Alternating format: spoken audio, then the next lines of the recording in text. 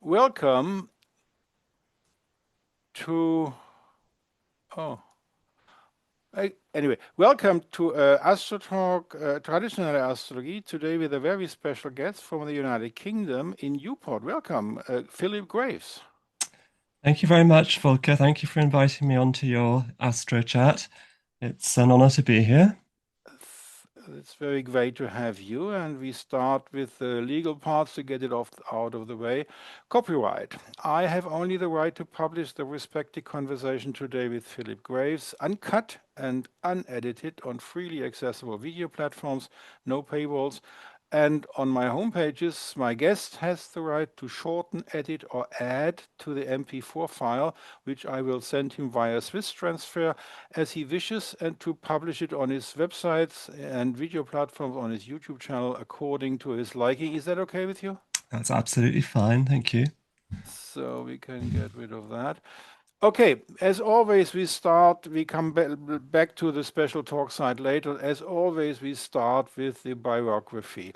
You were born in 1974. That is the flower power time in America and probably in England as well.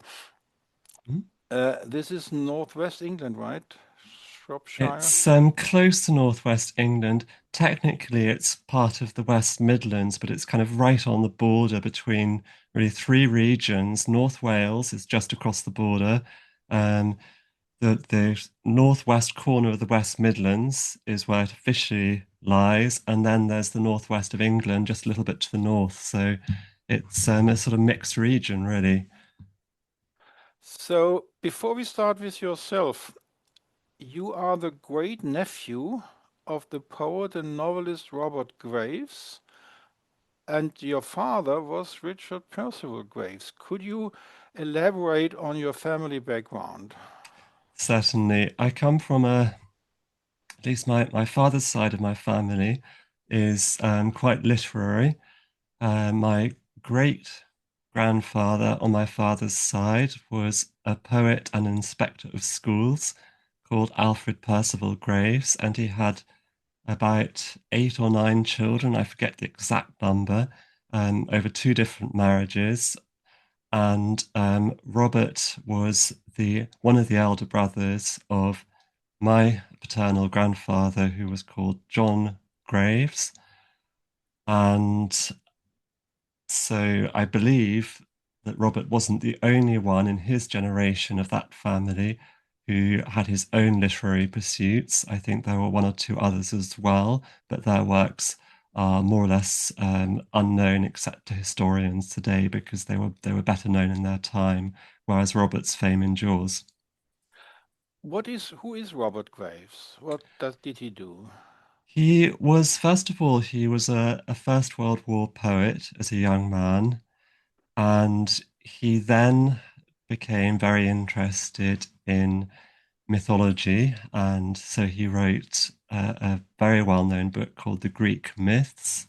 And he also wrote a well known two-part um, adaptation, you could say, fictionalization of the life of the Emperor Claudius.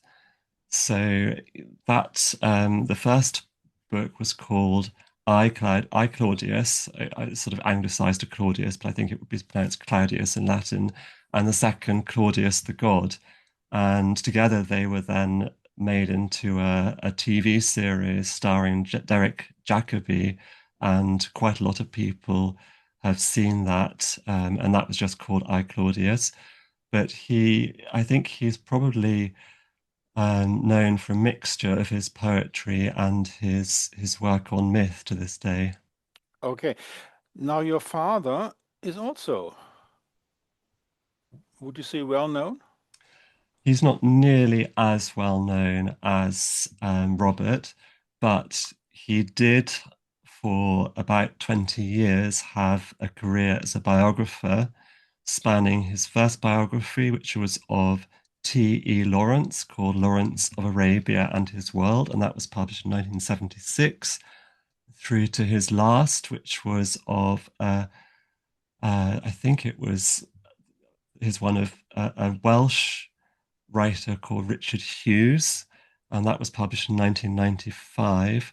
And between that time, he also wrote biographies of the scholar A.E. Housman and some other Welsh figures called the Powys brothers. Is that the houseman of the Manilius It contest? is the very same one, Okay, correct? okay. Very interesting. Is he still alive? My father is still alive, yes. He's 79 and a half. He will be looking forward to celebrating his 80th birthday in December. Your mother alive as well. She is, yes. So coming back to yourself, born in 1974, what schools did you attend? Well, to begin with, I was at a little village primary school for the first 2 years. Then I was at a school in Oswestry itself for the next 2 years. After that, when I was 9, my family moved to the county town of Shropshire, which is called Shrewsbury, or Shrewsbury. People pronounce it differently. Traditionally, it was called Shrewsbury, but a lot of locals call it Shrewsbury. And I went to school, various schools there over the next several years, and ended up at Shrewsbury Sixth Form College, where I did my advanced level studies, so-called A levels, for 2 years. And that was in history, English, literature, and French. That is before the college level. It depends how you define college. Sixth Form College is the name given to, I suppose it would be equivalent to gymnasium or something Yeah. in the European tradition. So it's sort of studies from age 16 to 18. So it's comparable to German gymnasium. Okay, and then I think in so. Germany we have the Abitur, and in your school you got a final degree. It's called A levels. It's you actually see advanced level on the certificates, but people call them A levels for Okay, short. okay. And So this certificate enables to attend any university throughout the world. not exactly. It depends very much on your grades, and different universities in the UK, for example, have different entry Ah, okay, requirements. okay, So there's depending on traditionally when I was at sixth form college, if you got an A, you would get 10 points. If you got a B, you would get 8 points, a C, 6 points, a D, 4 points, and an E, 2 points. And there'll be a mathematical threshold for entry to your chosen course. And if you got below that in your results, you would not get in. okay. You seem to have a rather good result, right? Actually, at that time, my results weren't great because I had gone through a slightly difficult time in my personal life over my teen years, and I dropped. Were you rebellious? I was slightly rebellious, yes. I was sent to, for 1 year, I was sent to a private school called Shrewsbury School, which is a very old school where Charles Darwin went to school, for instance. And I didn't like the culture at all and find it cold and elitist and just made me uncomfortable. So after a year, I walked out, and so I was put through for a couple of years through a special education system for people who've dropped out of schools. And then I But rejoined. not a military school. No, no. Well, it wasn't not. I mean, it wasn't a military school per se, but there were connections to the military which were optional there. You could join the combined cadet force. Uh-huh.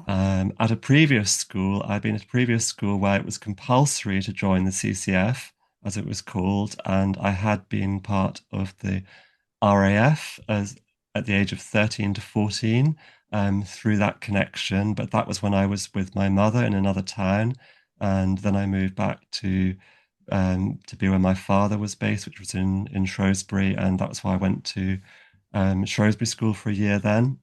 And it had a slight different Did system. your parents divorce? Yes, they divorced in 1987. So that was why after that, I then joined a school in the town my mother moved to, which was Telford in the east part of Shropshire, the same county, just a little bit apart. Okay. And that had a compulsory attendance of the combined cadet force. So I had to go off to a week's camp at an air base called RAF Brodie in Wales as part of that. The present president of the United States had to go to military school because he was too rebellious for the normal schools. He liked Okay. it. Did you like it? No, no, I didn't. I didn't like these types of schools at all. Okay. There was So it's you very difficult to explain, but the culture just didn't appeal to me. And also, I dislike elitism. I felt as though it was somehow just wrong that people would get into these schools if their parents had enough money, rather than um, that they would nurture people from all backgrounds. okay? Well, basically that would mean you should leave United Kingdom because the elitism in your country is still prevalent, isn't it? There are elements of it, unfortunately, to this day, but there isn't a monoculture of elitism here. There are people who are very much against it, such as myself, who oppose it in everything they do, and there are people who uphold it because it supports them and their vested interests, you might say. So just as in the United States, there are political differences, the same is true here. Okay. So back to your school. When did you finish your A-level school? What year are we in when you left the A-level That was school? the summer of 1992. 1992. Okay. Yes. In that period before 1992, in one of the videos, which we will talk about later, where you were interviewed, you Mhm. mentioned that you already, when you were 6 years old, got a first contact with astrology. Do I remember that right?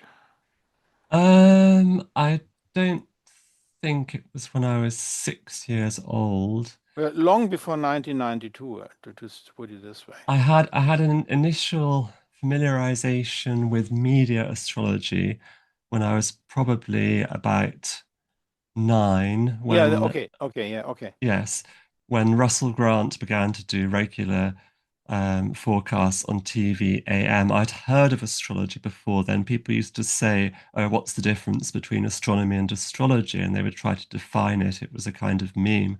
But I didn't really know anything about it at that point. But you told the audience in one of those videos, I think with the lady, that your colleagues in school discussed all these publication astrology every day, and you were involved in that as well. I think that was my talk with Leanne McCafferty Yeah, that yeah, was yeah. published just recently. Okay, well, when I was at a school in Shrewsbury, from the age of 9 to 13, there was a new newspaper launch called Today, which ran a very popular column by somebody called Jonathan Kaner. And I noticed that it was something that other boys, liked to come and read in the break time. So my observation there was how popular astrology was in the background. And it wasn't so much books at that stage, it was just this little column in the media. Okay. So back to 1992. Now we go to another video where you mentioned that from that time you were motivated to dig deeper into astrology. What happened after you had the A level? I always ask this question. Mhm. You have this certificate A level, however good, and now you have to decide what do I do with my life. Did you know what you wanted to become when we are in 1992? Had you clear perspective? I want to be a doctor. I want to be a Mm. lawyer. I want to be a poet. I want to be a revolutionary or whatever. What was your thinking when you had the certificate in your hands? Well, funnily enough, it was none of the things you might expect, because at that time I had been very keen growing herbs, and I'd become interested in their medicinal uses as well as their culinary uses. I'd been growing herbs in a quarter of my father's allotment. He was quite a keen gardener himself. And I had this idea of starting a herb nursery as a business. So I went off to horticulture college. And fortunately, or perhaps fortunately as it turned out, when I had finished the main academic content of the first year in this sort of around Easter 1993, I was supposed to have an industrial placement arranged for me by the college, but they failed to do this and asked me to arrange one myself. So I contacted somebody I'd interviewed for one of the assignments during the year who offered me a placement in his nursery, but after a week he dismissed me. So the college then called me down for a kind of disciplinary interview. And I was not happy about the way they treated the whole situation. So I decided to drop out. And it was only Okay. after then that I went on to university. So we are in 1993. Which month are we in? Well, it would have been around April 1993. So spring of 1993, you Yeah. dropped out of your beautiful career as herbalist and instead you went to college. Now, college is another question. When Yes. when you have the situation, I don't want to continue this herbalist approach. Colleges are available all over the world. In Germany, with your background, you could have gone to a German university. Hmm. We don't have colleges, we just have universities. Hmm. You could have gone to other countries, but you decided to do something in learning French. How did that come about?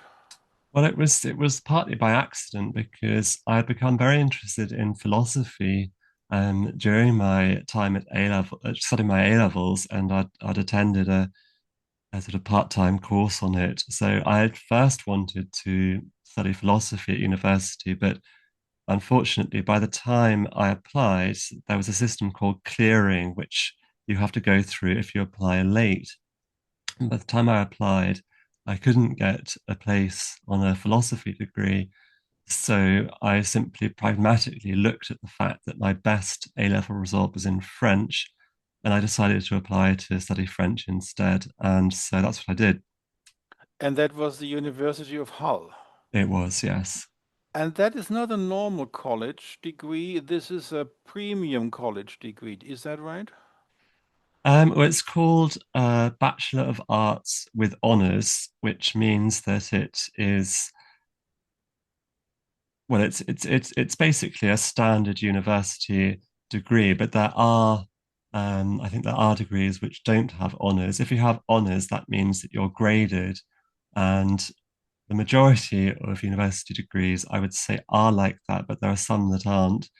However, at this time, the University of Hull was considered a centre of excellence in the teaching of French. So, although compared with Oxford and Cambridge, for example, it doesn't overall have the kind of exclusive reputation that certain universities in the UK have. It was highly regarded for the teaching of French. So what we can say is you attended a university in Hull, which on the topic of French would be on the level of Oxford and Cambridge.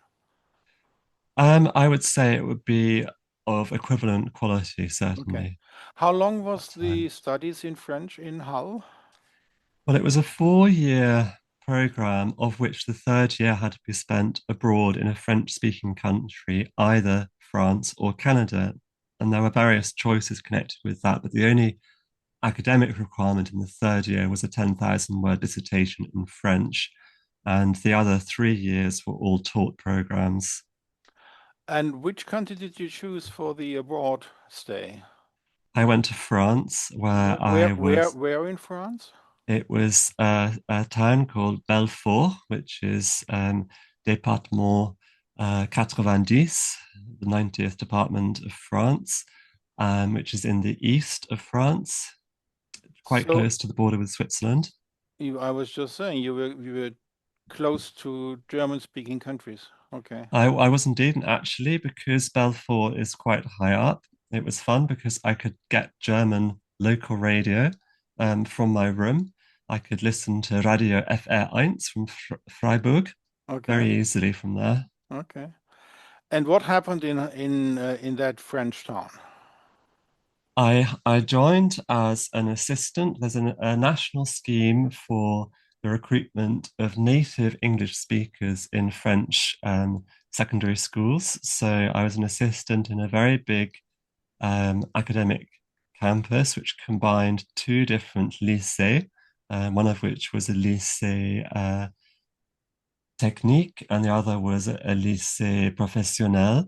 And the whole thing was called a cité scolaire, the whole campus.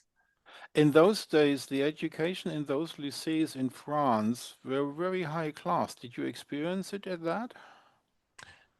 I thought it was very well, um, very conscientiously managed by the teachers. I didn't get to sit in on a huge number of different lessons, apart from some of the ones in English. But I was certainly impressed by the dedication of the English staff because it was such a large school. There were about 11 different English teachers that I had to work with on a part-time basis on a kind of rolling 4-week timetable. Okay, when we look at that time in your university time in Hull, that is Mm. from 1993 to 1997, did you have a long-standing relationship with a female, or was that still not your cup of tea? It would have been my cup of tea if I'd met the right person, but I didn't. So I didn't have any relationships at all at that point in my life. Okay. And in France, there was no French girl who caught your attention. There was, but unfortunately, or perhaps fortunately, as it turned out, because it wasn't meant to be, she already had a boyfriend, and after a few months, they got engaged. So that Ah, was that okay. was that. So So you're going back to Hull, make your exams, and now you have the university degree in your hands. yes. What were you thinking in that stage, having another certificate in your hands? Planning Um, what? well, I was first of all, it was relief to have got the exam pressure out of the way because the whole business of going through the last year felt under I felt under quite a lot of pressure. At that point, the final year accounted for 60% of the overall result, and the second year had accounted for 30%, and the dissertation for 10%. So it was the major part of it. And there were quite a few different modules, each of which involved their own examination and in most cases also written assignments that had to be submitted. So it was a treadmill, and it was just I felt relief at having finished it and having passed with a decent grade. I think my average was 66%. Now the way that the arts were examined at that point in time, anything from 60 to 69.9% was considered an upper second class honours degree. So I was well within that band, and that was a very good degree at that time. Um, there has been grade inflation since then, so that's no longer something quite as special as it was then. But that was actually pretty good, and only one person in my whole intake got a first, so I didn't quite make that, but I was close. So that means you are a good result of that education, and now you have to decide, do I go for a world tour to get some relaxation from all this stress, or did you start right off into professional labor? Um, Not quite. Initially, because of my earlier desire to study philosophy, and I had taken optional philosophy modules during my time studying French, besides which I had very, very much enjoyed the implicit philosophy and the great works of French literature that I had studied during my time there.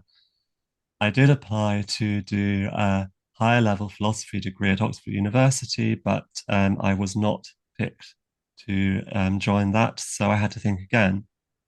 And I then thought, well, maybe I could go back to France or even to French speaking Switzerland and teach English there because I'd done a bit of English teaching before. So that was something that I considered.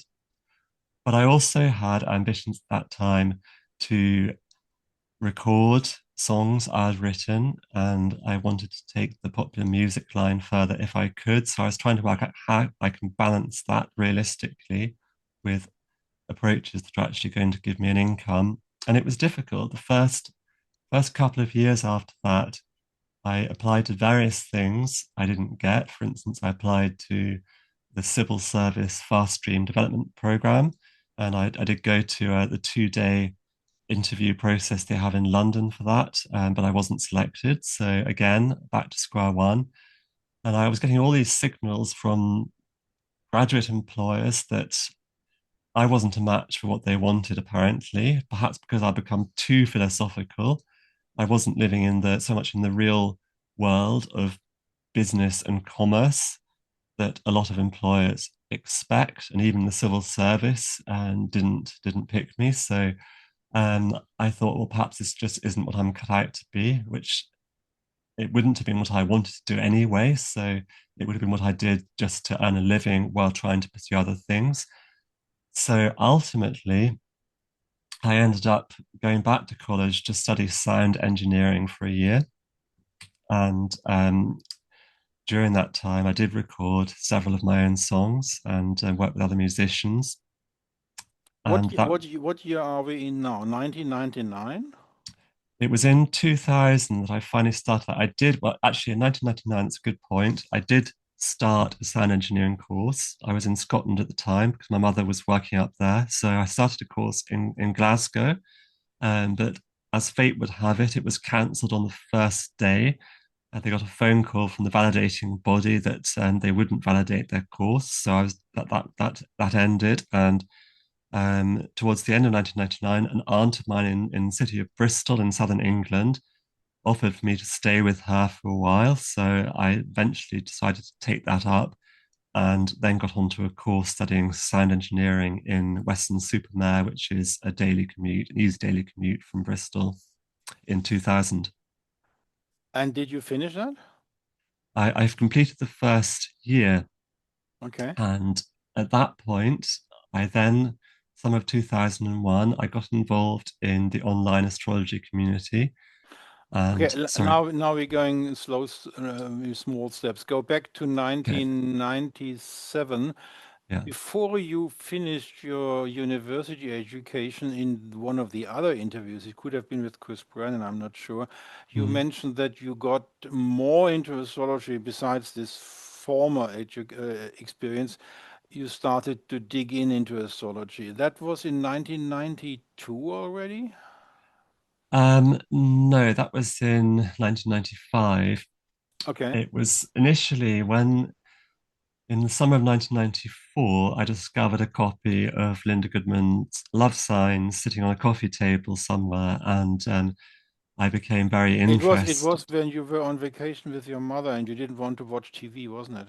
That's right. That was in the summer of 1994. She took me up to North Yorkshire just before my second year at Hull began, Yes. and there happened to be a copy of Linda Goodman's Love Sign sitting on a coffee table, and I got reading it in the evenings, and I was very, very curious after that. So that gave me the inspiration to learn more about astrology, but I didn't have the chance to do so until I'd completed my second year at Hull, come back to Shropshire for the summer, and then I began studying astrology more over the next year, particularly when I was abroad in France. I had a lot of free time because I only had 12 contractual contact hours as in the classroom per week during that year. So I had a lot of time to study astrology.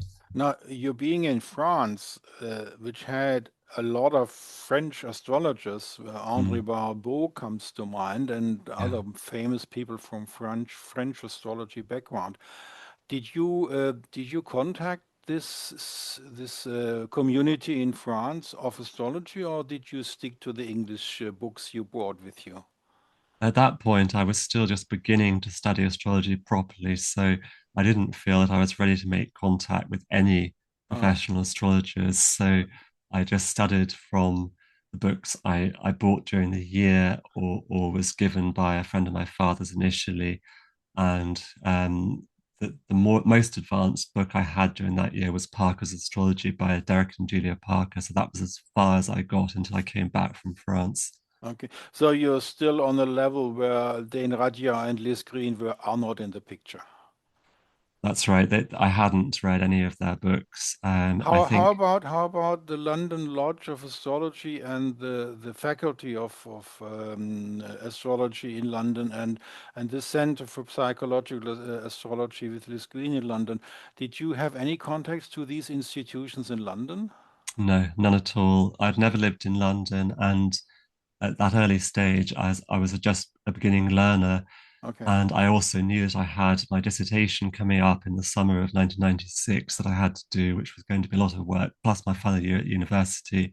I just felt one thing at a time. I would do these things first, but I did have some time after I finished my dissertation in the long summer of 1996 to begin studying astrology more deeply. So I began to order books from a bookshop in Edinburgh where I was staying that summer with my mother, which were a little bit more specialized. And I think I'd ordered about 50 books by the time I graduated.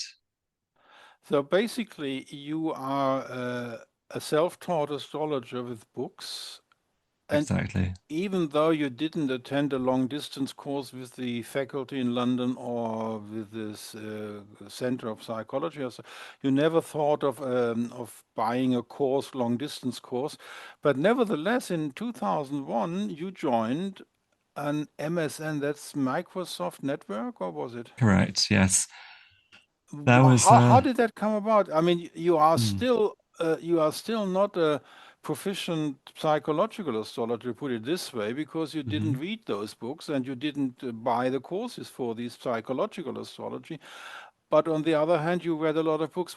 How would you characterize your own, let's say, philosophy of astrology, to put it this way? In that year, not 2001, there were a lot of possibilities. You could attend Robert Zoller in those days, long distance. Mhm. You could go to Kepler College in Washington State in those days because they already had the accreditation of the state bureaucracy. But you never thought about anything of that. But even though you joined a major astrology community, how did it feel? Because I suppose in that community, a lot of people I just mentioned were already there, were also there. It wasn't quite like that, but first of all, I should say that in the summer of 96, when I started to buy books more widely, they did include some by Liz Green. I'm sure I bought her book on Neptune and her book on Saturn before the end of 1996. And I also bought Howard Sass-Portas's book on the 12 houses and his book Paying Crisis So you are already becoming sort of a real astrologer. Okay. and the transits of Uranus, Neptune, and Pluto Yes, before the yes. end of 96. So I had those, and I had David Hamlin's book on the harmonics, and I had Bill Tierney's book Dynamics of Aspect Analysis. So I had quite a lot of popular modern books by the end of 1996 already, And and Robert that Hand's books and so explains why on. you were able to participate in a discourse in this Microsoft Network Astrology community. Yeah, yeah. Because So I had enough. I have enough knowledge to be able to do yes. that. How would Sorry. you characterize yourself in 2001, just a normal psychology astrologer? I wouldn't say I was specifically a psychological astrologer, but I was a modern astrologer because I'd read modern books. The oldest book I'd read was a reprint of Safariel's Manual of Astrology, and that was a Uh, 1962 reprint with Pluto added, so it wasn't the authentic original version from s- 1898. so there's already some influence which is not psychological. For sure, yes. I was aware that there were different strands of astrology, but actually, when I joined that community or around that time, perhaps it was even a year earlier in 2000, when I first joined the internet, I became aware through astrology websites online of the existence of quite a lot of reprints of much earlier books. And so, for instance, at that time, you could still buy the Acela, ASCELLA publications. That was still a going concern at that time, which you're probably aware Deborah Holding founded, but at that time, she was no longer operating it. Somebody called Peter Hill in London was operating it, I believe, by that time. So that means you are in the situation a lot of people were, myself included, Mm. realizing that what we studied, I myself, I was trained in psychological esoteric astrology by Nikolaus Yes. Klein, who was a Zen master as well. So I have my own background. And then I came about Project Hindsight. When Mm. was the first time you heard the term Project Hindsight? Do you remember that? I think it would probably have been in one of the issues of the Astrological Journal. I did initially join the Astrological Association for a year from 96 to 97, and I think I saw someone mentioned it in there, but I didn't subscribe or anything at that stage. Okay. And so I later picked up on second-hand copies of the Greek and Latin tracts, which were already out of print by the time I came to collect them. But that you could occasionally still find booksellers in the USA listing them online in the early 2000s. In fact, it was more common then than it is now. They're very hard to find now. So you were in the situation that you were confronted with, I call it the jungle of astrological schools. Yeah. How did you got your way through that jungle and came out with a certain opinion of what would fit to yourself? It was really in connection with collecting more books initially, and then taking up this role I had in the MSN community of creating whole web pages on specific astrological topics, including a bit about their history, that I decided by 2004, when I've been doing that for a few years, and I built up my collection to 300 books from only about 60 when I first joined that community, I decided that my real interest was more in research than in actually being a practicing consultant astrologer. During those years, I had given amateur readings to people in the community, but I just became so engrossed by the history that I wanted to collect more sources and see how ideas about different topics in astrology had changed over time and document that. So that means you decided I don't go through the jungle and come out with a personal opinion, but instead I research everything. Exactly. Okay, now we are getting close to personal life. Mhm. 2004. When Mhm. did you meet your girlfriend? I met her actually in 2002, and that was in the same MSN community. She casually joined the chat room and was getting more involved to the extent that the founding director and myself of the community agreed between us to appoint her as an assistant manager. And if she agreed to that, which she did, so she was working with us for the next year and a half on that site, along with several others, I must say, because it was a very, very busy community.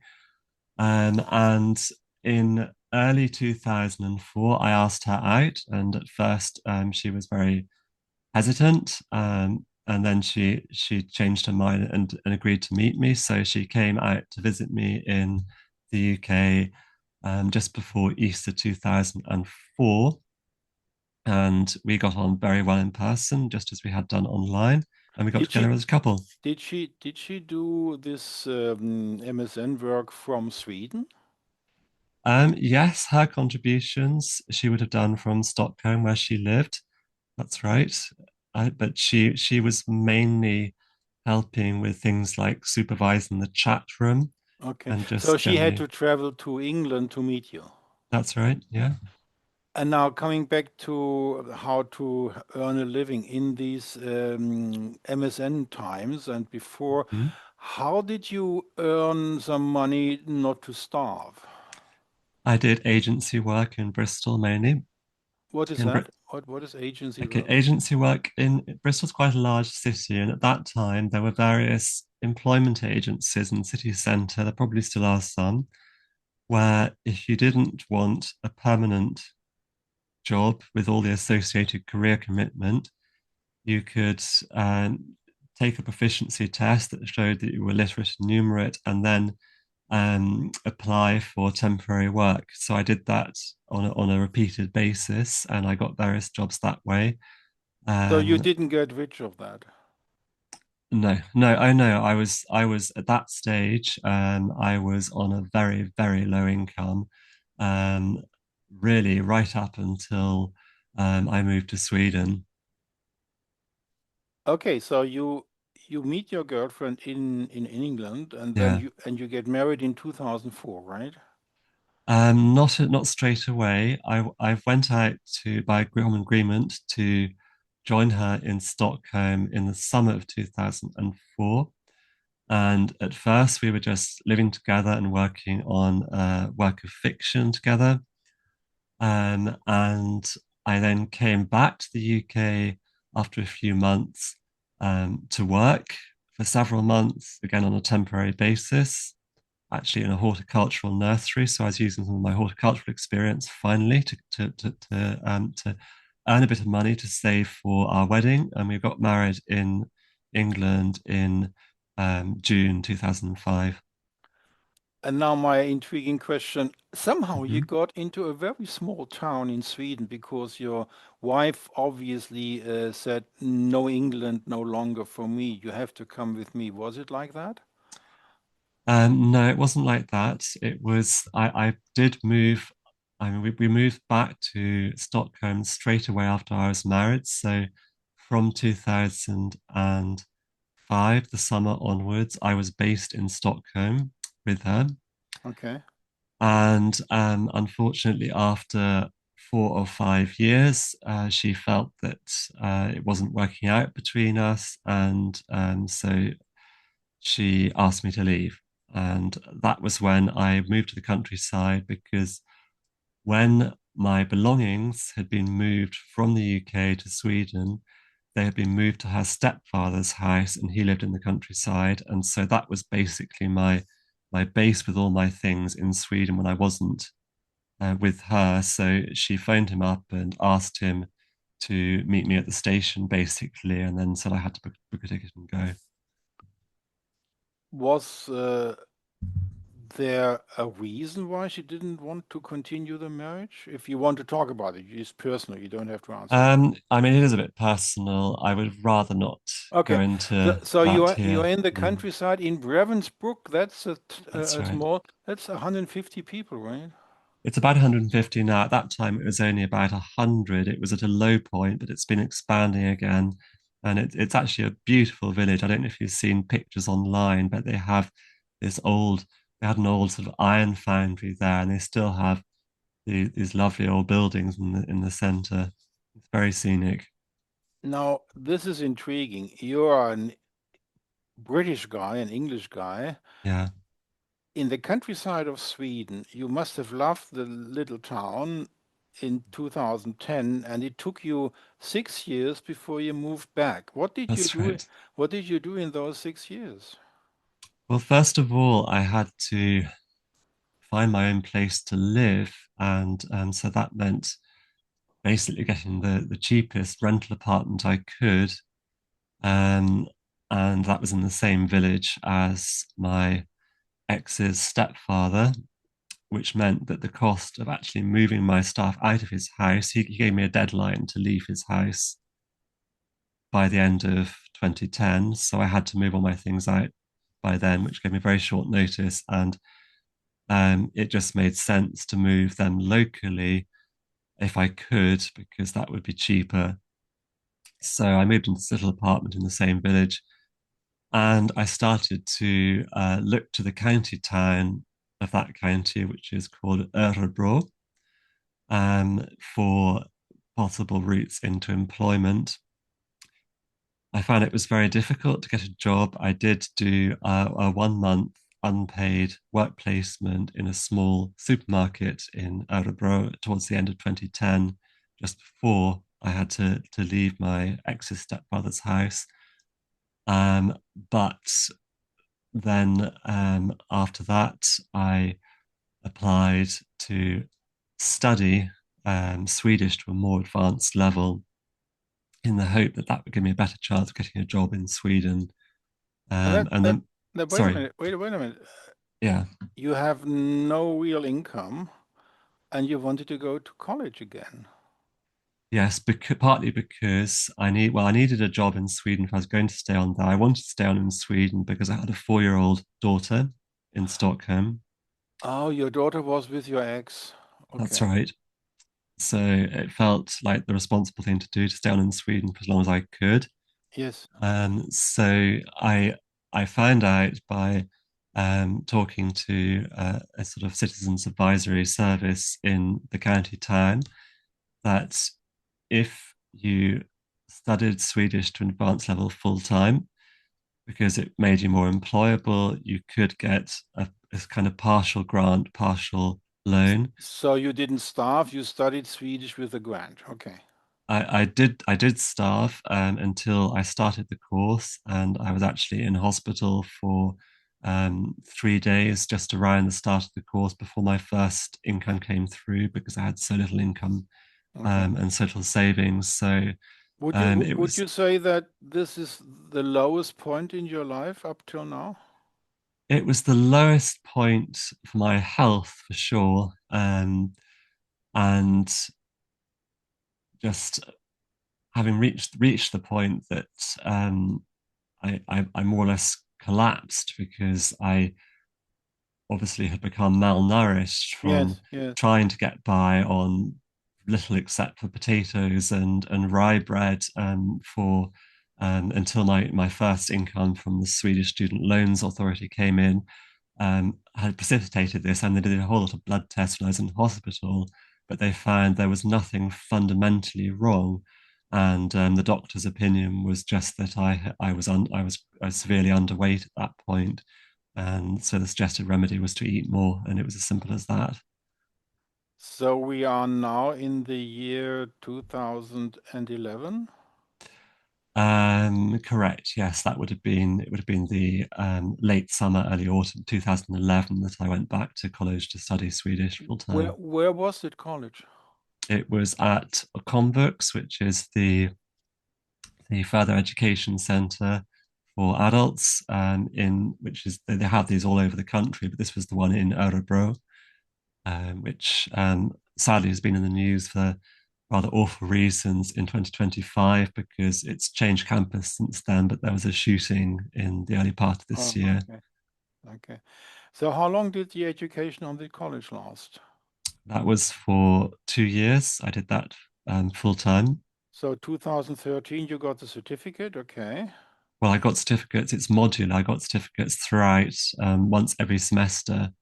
So I did the it was called Svenska som andraspråk grundläggande first for the first semester, and then it was more advanced Svenska som andraspråk together with other subjects, and I then did other subjects taught in Swedish for the next year. And the idea was then to go to university in Sweden to get a Swedish degree, which will make me much more employable, so that so I could have an income to support staying on um, in the same country as my daughter for as long as possible. Unfortunately, there was a technicality in the university applications process whereby they rejected my application outright. So I was then back to square one, and I decided to set up my own astrology related business in summer of 2013. Now there must have been your aunt and you inherited your aunt's wealth. How did that come about?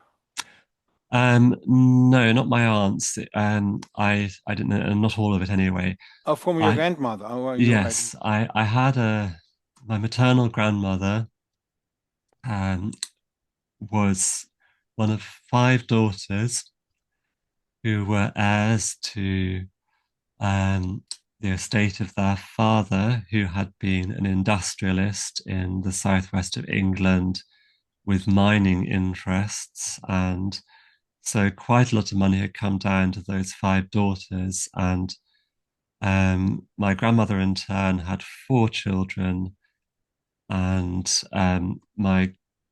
they each had children of their own. So I was one of about 12 grandchildren who inherited a sum of around 70,000 to £80,000 from her estate when she died in 2017. And now I'm curious. In the internet information I researched, it says Mhm. that with that inheritance you started to buy books. Wouldn't it have been more wise to keep the money for everyday needs? Yes, sorry. First of all, I gave the wrong date there. I said 2017. It was 2007. Um, and also, there was a smaller inheritance from my paternal grandmother about 2 years earlier in 2005. And I did keep, I did keep most of that, and most of the other money for everyday needs, Oh, okay. um, until the point um, that my marriage broke down, and then it became more complicated because, well, it's quite technical, but um,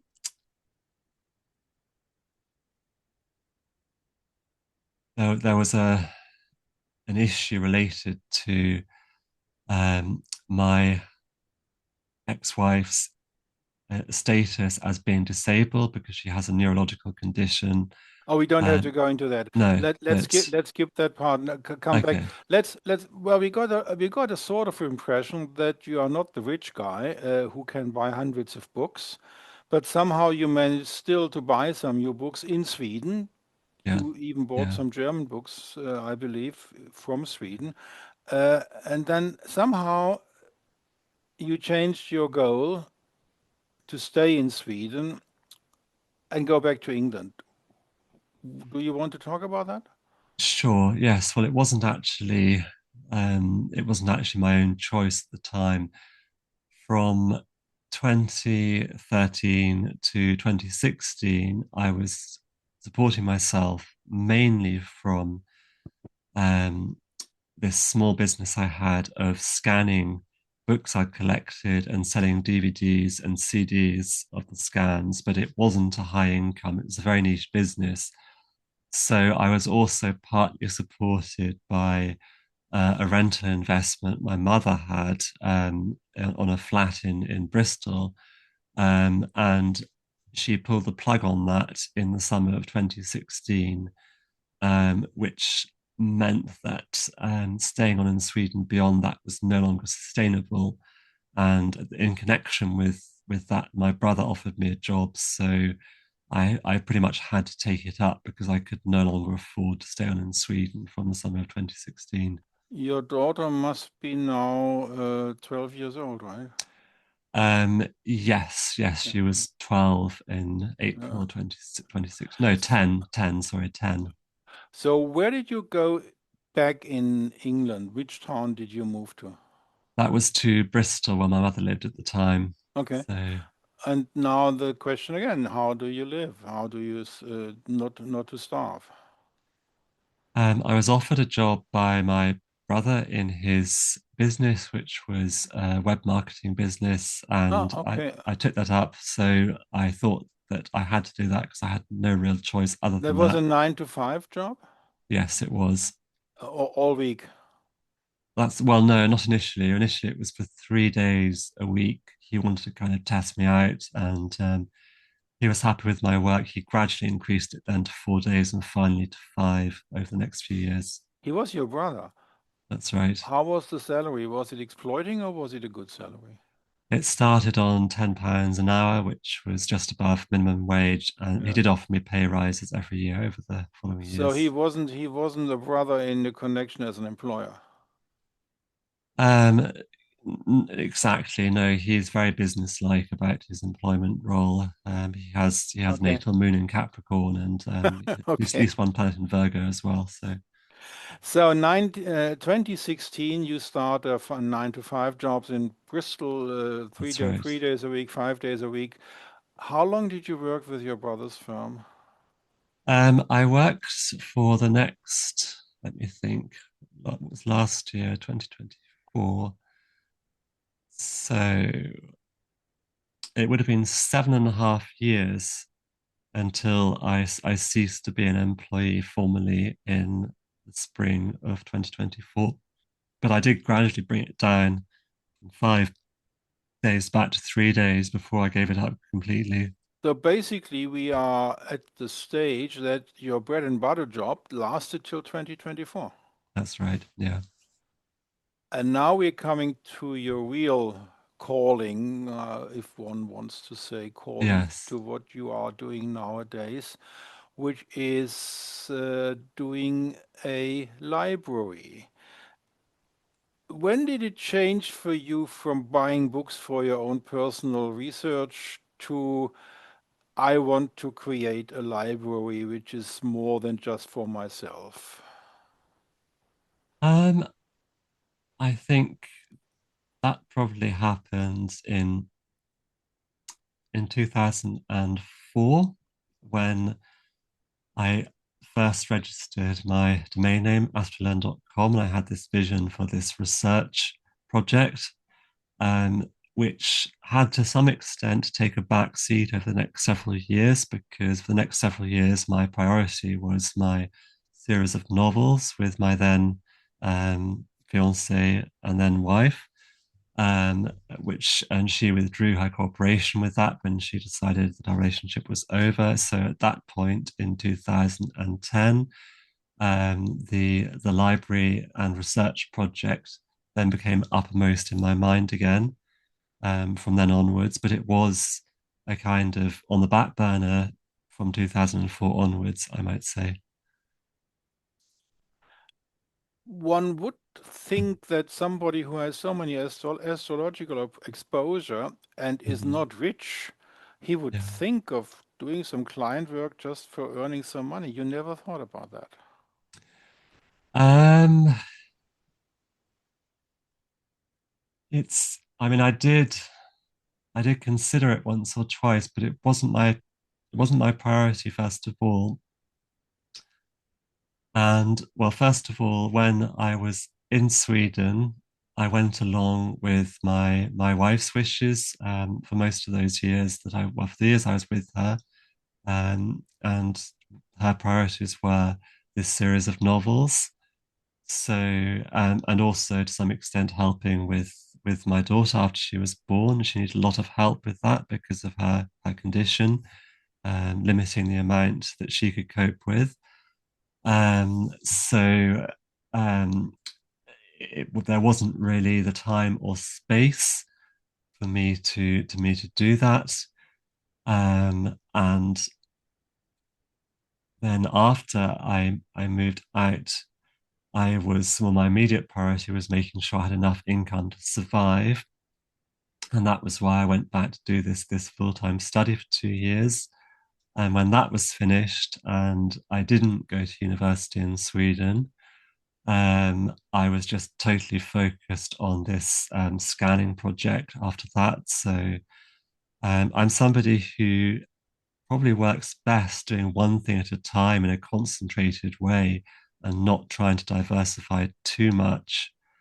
I think the commitment you have to be a client astrologer, consultant client astrologer, and to be totally focused on your client's needs. I felt that would sit a little bit awkwardly with my other interests. Okay, now we are back in England and Yes. 2024, Yeah. you're you're close to your first book, which was published in 2025. Now before we Mhm. go into your book and some questions about that book, let's get some more information now. For the viewers, the special site is astrotalk.phonabisv.de and the sub-site is Talk with Astrologer Philip M. Graves, Astrolearn and Library. Today,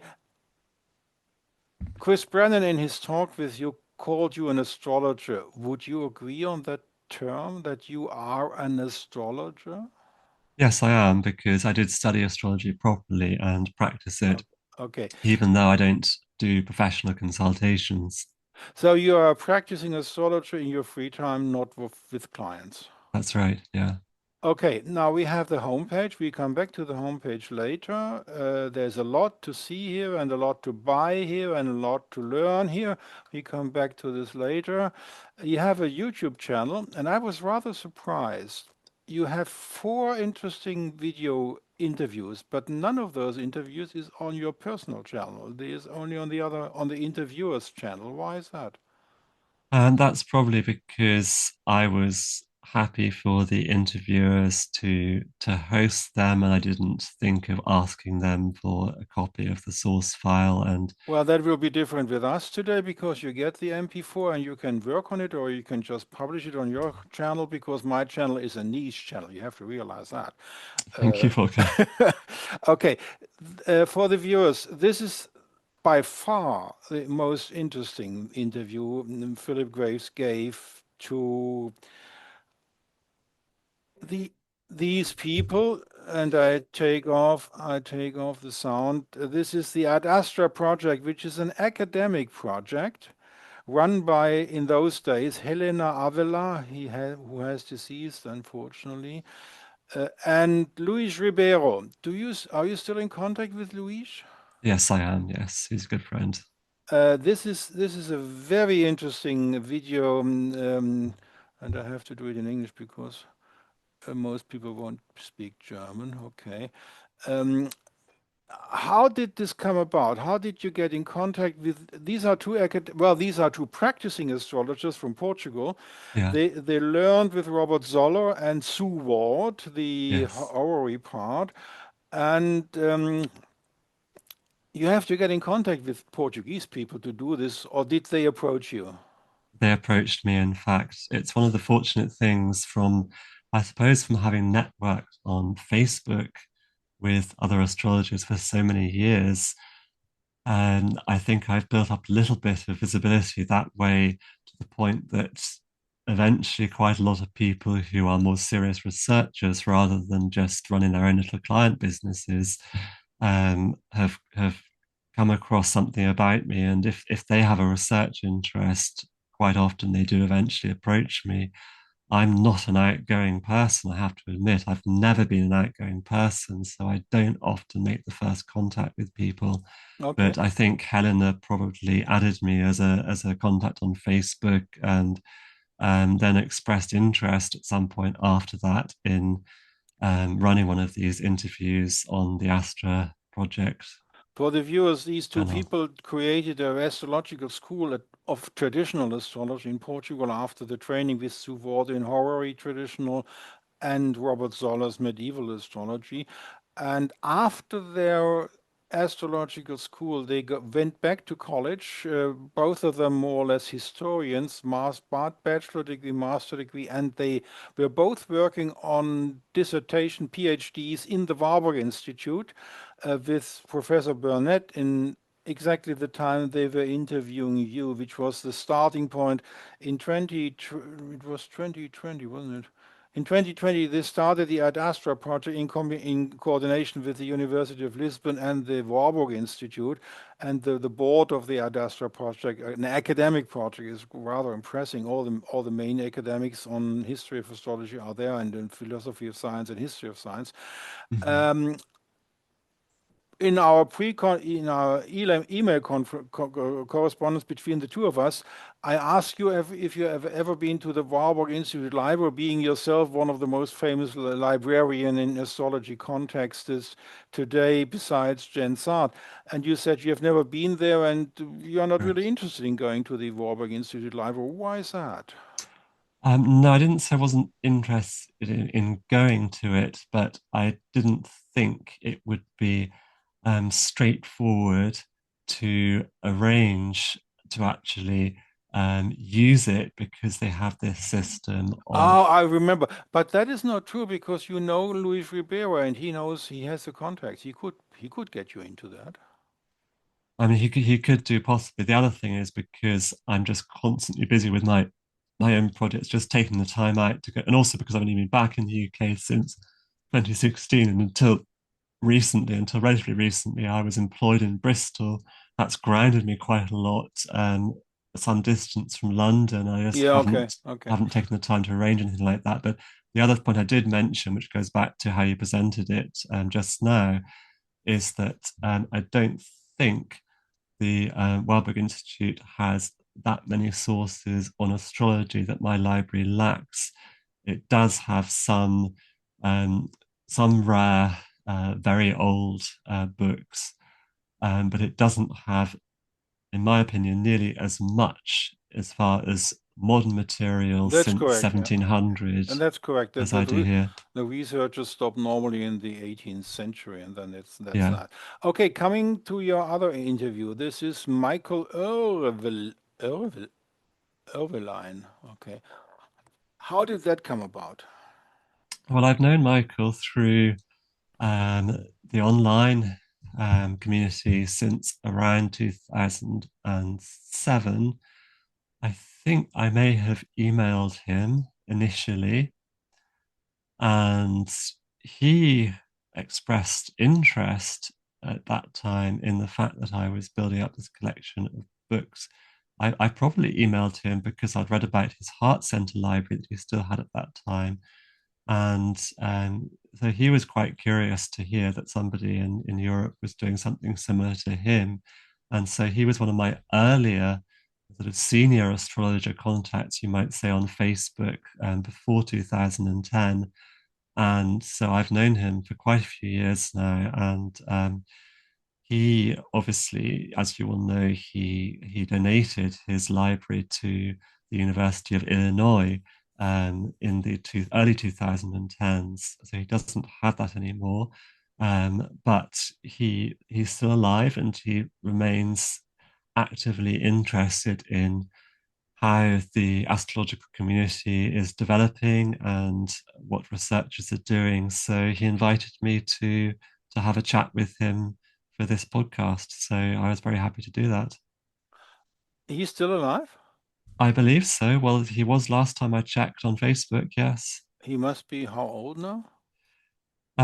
Probably around 80. I don't Yeah, I remember think so, yeah. exactly. Okay, next YouTube, later than the Chris Brennan, but recorded earlier, is Mhm. this one.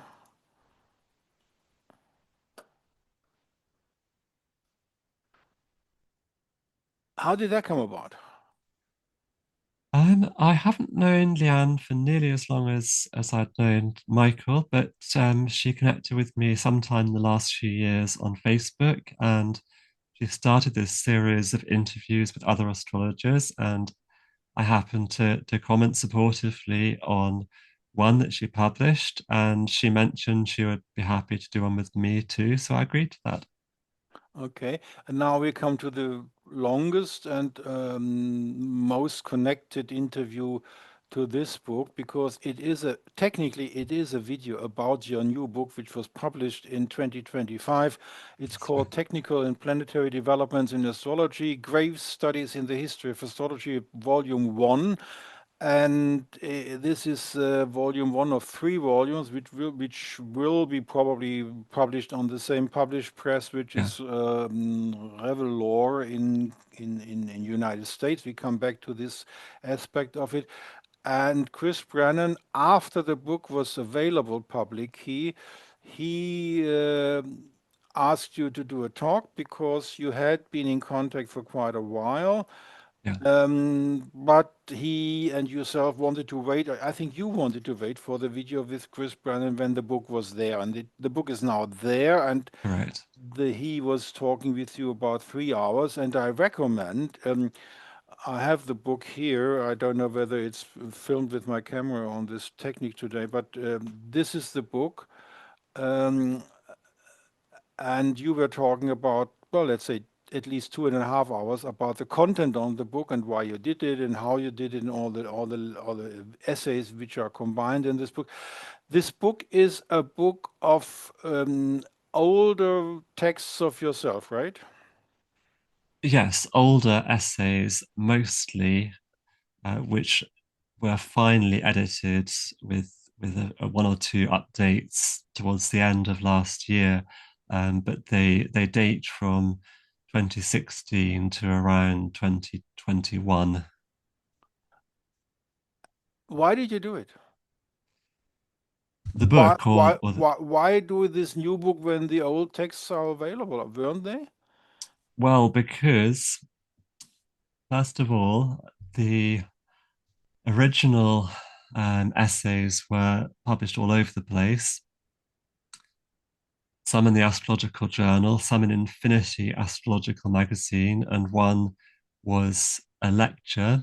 And there was also one which I'd submitted for publication in Infinity Magazine, but just then Infinity ceased publishing, so it never appeared.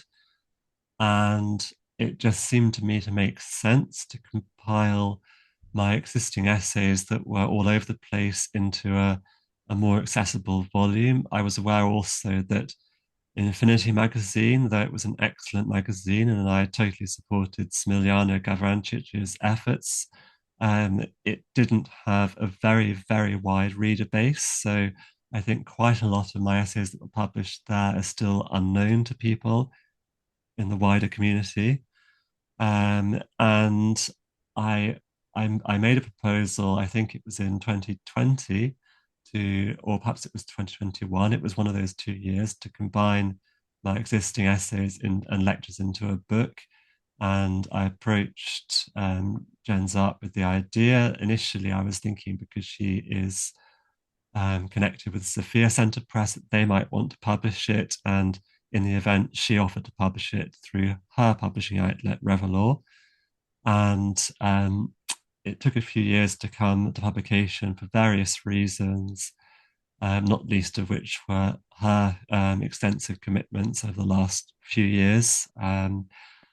But it was a blessing in disguise in one respect, which is that between the time that I wrote the essay on the development of sun sign forecasting and the final publication of the book, my friend Kim Farnell discovered another source of an early sun sign column, which had been unknown at the time I wrote the original essay, and communicated that to me in 2024, just in time for the final edit. So that means it's now actually more accurate than it would have been if it had gone to print a few years ago. So for the viewers, just a little bit of information about the contact. It has parts. Part one is the evolution of the astrological houses and astrological aspect theory. Um, Chapter one is from Manilius to modernity. Chapter two is from Kepler to Eddy. Chapter three, where's three? Part two. Okay, part two, and there's chapter three, the rise of the sun, the natal sun emphasized. Chapter 4, the early history of sun sign forecasting and newspaper astrology. Chapter 5, the earliest astrological conceptualizations of the planet Uranus. Then 6, when did astrologers first associate Neptune with Pisces? And 7, the first published assessment on the sign rulership of Pluto. And chapter 8, the last chapter, Lilith in astrology. We come back to the book in a second, but first, let's talk about this.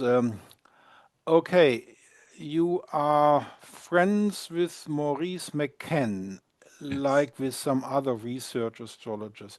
How did your connection with Maurice McCann came about? It was quite funny actually because we were both bidding on an eBay auction for a two-volume first edition set of Alfred Pierce's textbook of astrology, which you may be aware that was originally published in 1879 for the genethliacal part and 1889 for the part on all other branches of astrology. And all subsequent editions were abridged. So the first edition remains highly sought after. And he was bidding for that at the same time as me. And at that time, eBay had not yet made the identities of auction bidders private, so I could see who I was competing against. And he won the auction because he was more determined, and he bid $300, I think. And so he got the originals. And I made friendly contact with him from there, and he then heard about my collection and the other books I had. And when he was doing his MA dissertation for his MA with the Sophia Center, which was on, I think it was related to changes in the orbs for aspects. He didn't have access to all the sources I already did by 2006, including some early volumes of Modern Astrology magazine. And so he asked for my help with some sources on that. And this education of Maurice McKenna in the Sophia Center is an online course, I believe. Did he ever come to the Sophia Center? I imagine he probably did because he was based in London, I believe, and the Sophia Centre at that time, when he was alive, still was based in Bath, which isn't far away. They would have Yes, had annual summer schools. He almost yes. certainly was there. Do you know the background, the kitchen news, to put it this way, Mhm. Gerüchte. Um, do you remember the development of the Sophia Center? You have been in Sweden in those days. Yeah. It was in Bath University, and then it was no longer in Bath University. And there's a lot of rumors. What happened? Did the administration hate Nicholas Campion, so he had to leave, or what? Do you know anything about this kitchen information? I mean, I only know what Nick has told me himself, and he's a friend of mine. I wouldn't want to repeat sordid rumors if there were any, but I haven't actually heard any sordid rumors. I've only heard that from Nick that the Bath Spa University pulled the plug on the course, and I think he felt very let down by the Yes, administration there himself, yes. and he had to scout around for another university that would be willing to host the course so that it could continue, and it found its home then with the University of Wales Trinity St David. Is it true that Lampeter World's Trinity College in Wales is a university which is one of the oldest universities of your country, I believe? Um, that this university is specializing in online courses to keep up the university because it's so distant. I believe the Lampeter is a town of 2,000 inhabitants, not rather large. Is it true that this is a concept, an economic concept of the university to do a lot of online courses? So it was the ideal place for the Sophia Center. I don't know if that was actually Nick's thinking at the time that he went to them, but it certainly has worked out very well that they do have a lot of they do have the facility for a lot of online teaching, and they're happy to run courses that way, given that the intake for Nick's course is quite niche, and therefore it's advantageous to attract students who couldn't commute to a Yeah. single point or perhaps move there for the duration of residential course. I mean, can you imagine even if it was a course in a traditional university city, such as Bristol um, or Oxford or London, because of the niche nature of the course, trying to attract enough students for a residential course in that area would be relatively difficult. And I think it's thrived because of the online teaching dimension, allowing a much wider intake of students than would otherwise be possible.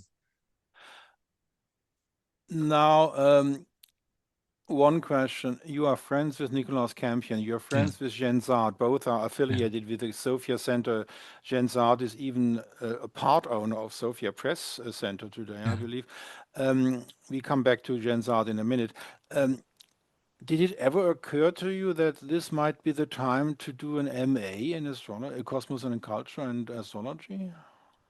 I mean, I thought about it, but first of all, I was in Sweden. My budget was tight, and I had to No, I'm talking prioritize. about today because Okay, because okay, uh, more recently, Gen, fine. Gen Gen's Yeah. art is more recent. Nicolas Camping is a little bit longer. So Hmm. you're friends with Nicolas Camping when he was still in Bath. But even though nowadays, 2025, Yeah. wouldn't it be the right thing to do? I mean, it would be a possibility. It's really a question of whether it would be worthwhile in terms of my own future aspirations if I wanted to to teach in academia, it would be essential to go a route like that. Okay. Um, Yeah, Otherwise, for I have for to the think for, about the cost. for And the viewer in the United yes, States, if you have an MA of the Sophia Center in Lampeter and the certificate says Cosmos Culture and Astrology, and in the legal aspect of the United States is that if you have a master degree and you are allowed to teach what is said on the certificate. So everybody who has passed the master's degree of Lampeter and coming from the United States formally has the legitimate approach that he could teach astrology in high school. I don't know about England. Is that the same in your country?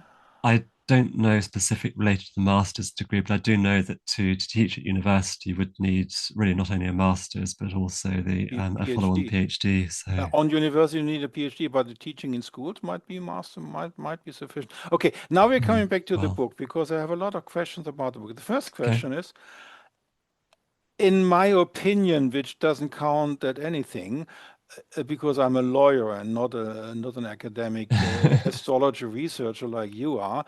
But from my legal point of view, I would say this book is on an academic level, Okay. considering the footnotes and considering all that.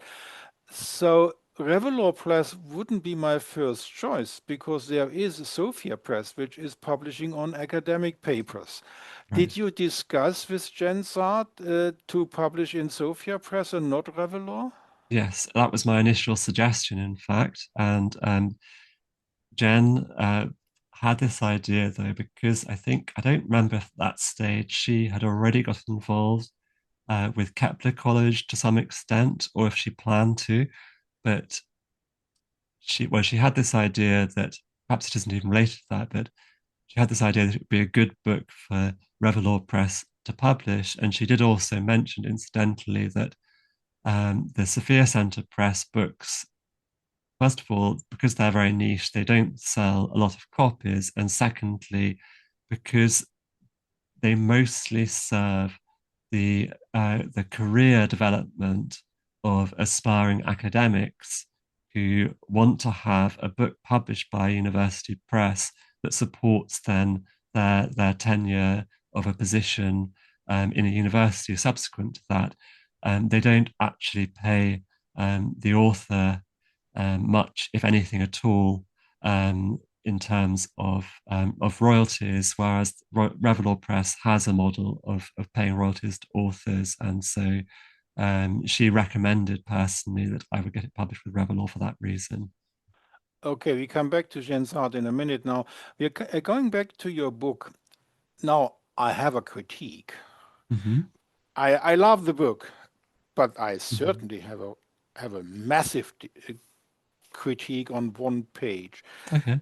And that is the chapter of Kepler, chapter Yeah. 2 from Kepler to Eddy, and that is on page 30, 63.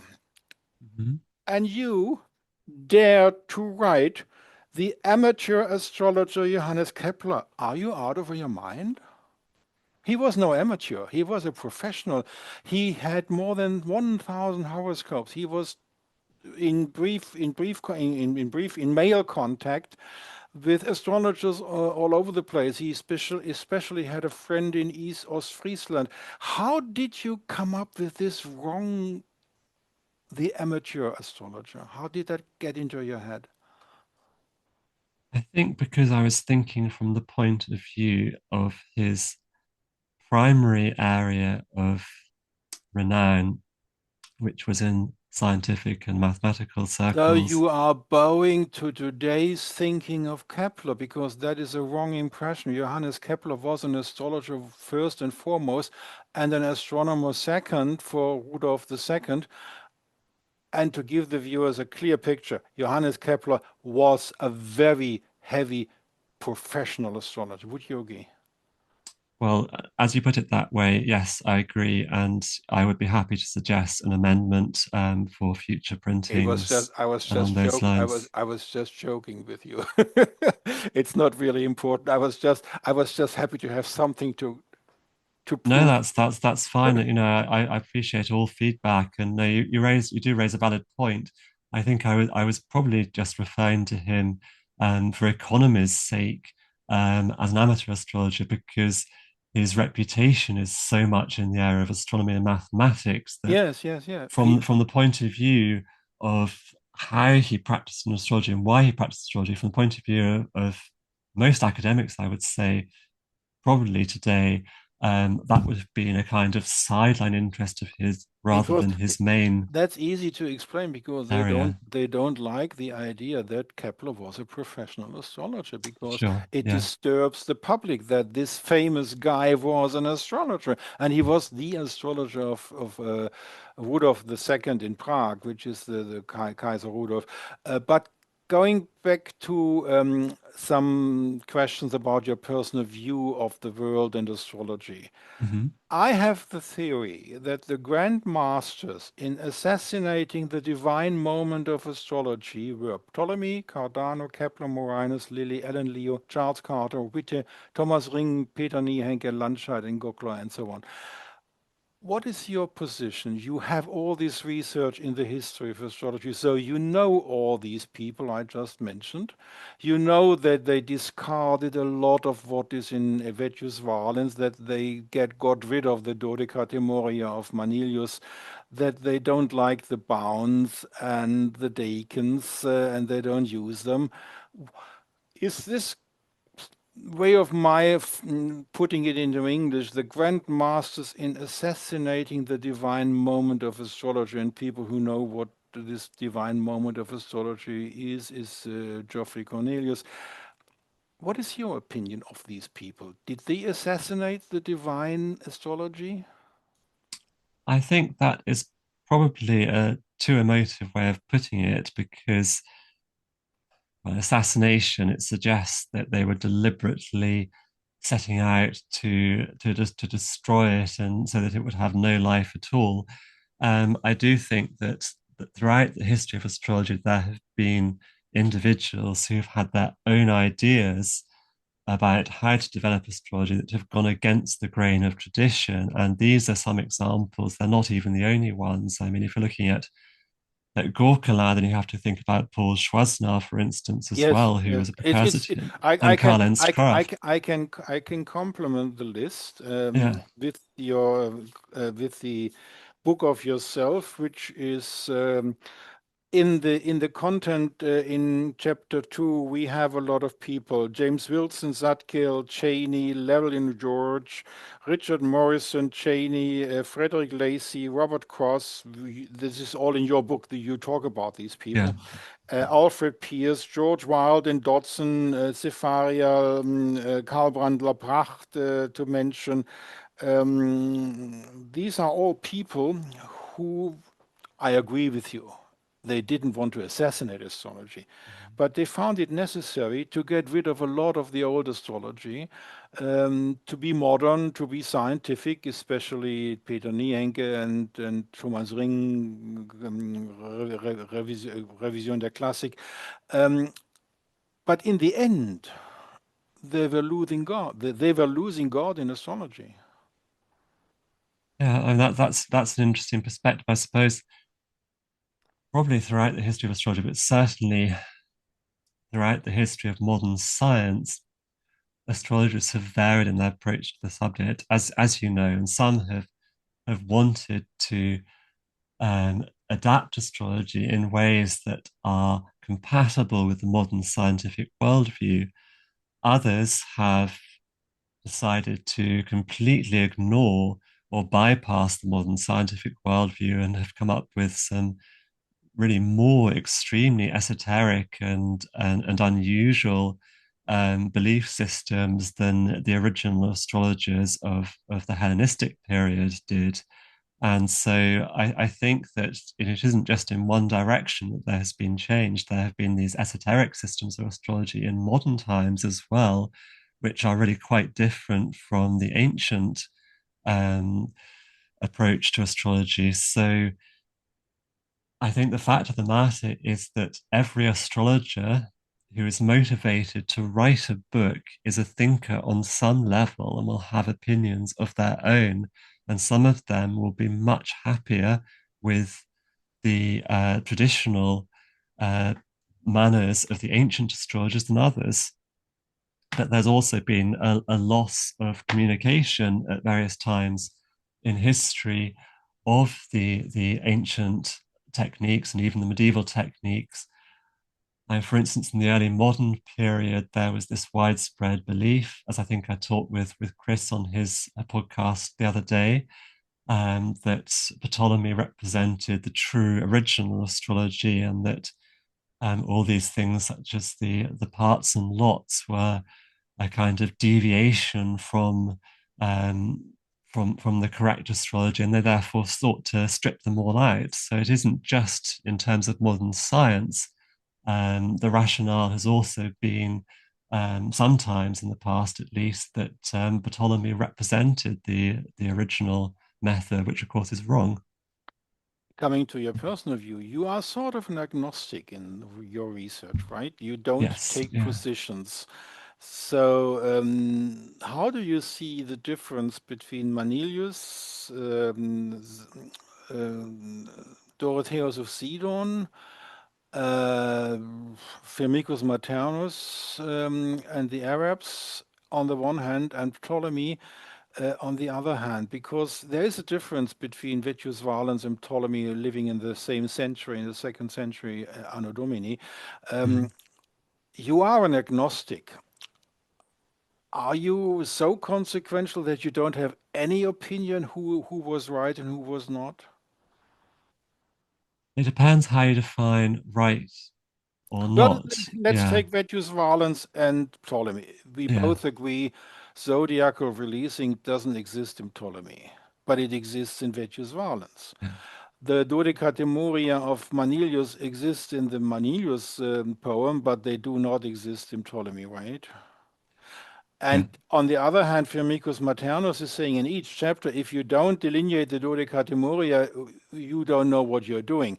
So there is a real gap between Ptolemy being the Bible of the astrologers in the Renaissance, Ptolemy, nothing else, basically. mhm, mm, And we throw out everything else. We yeah, throw out Bonatti, we throw out all the errors with their lots and all that.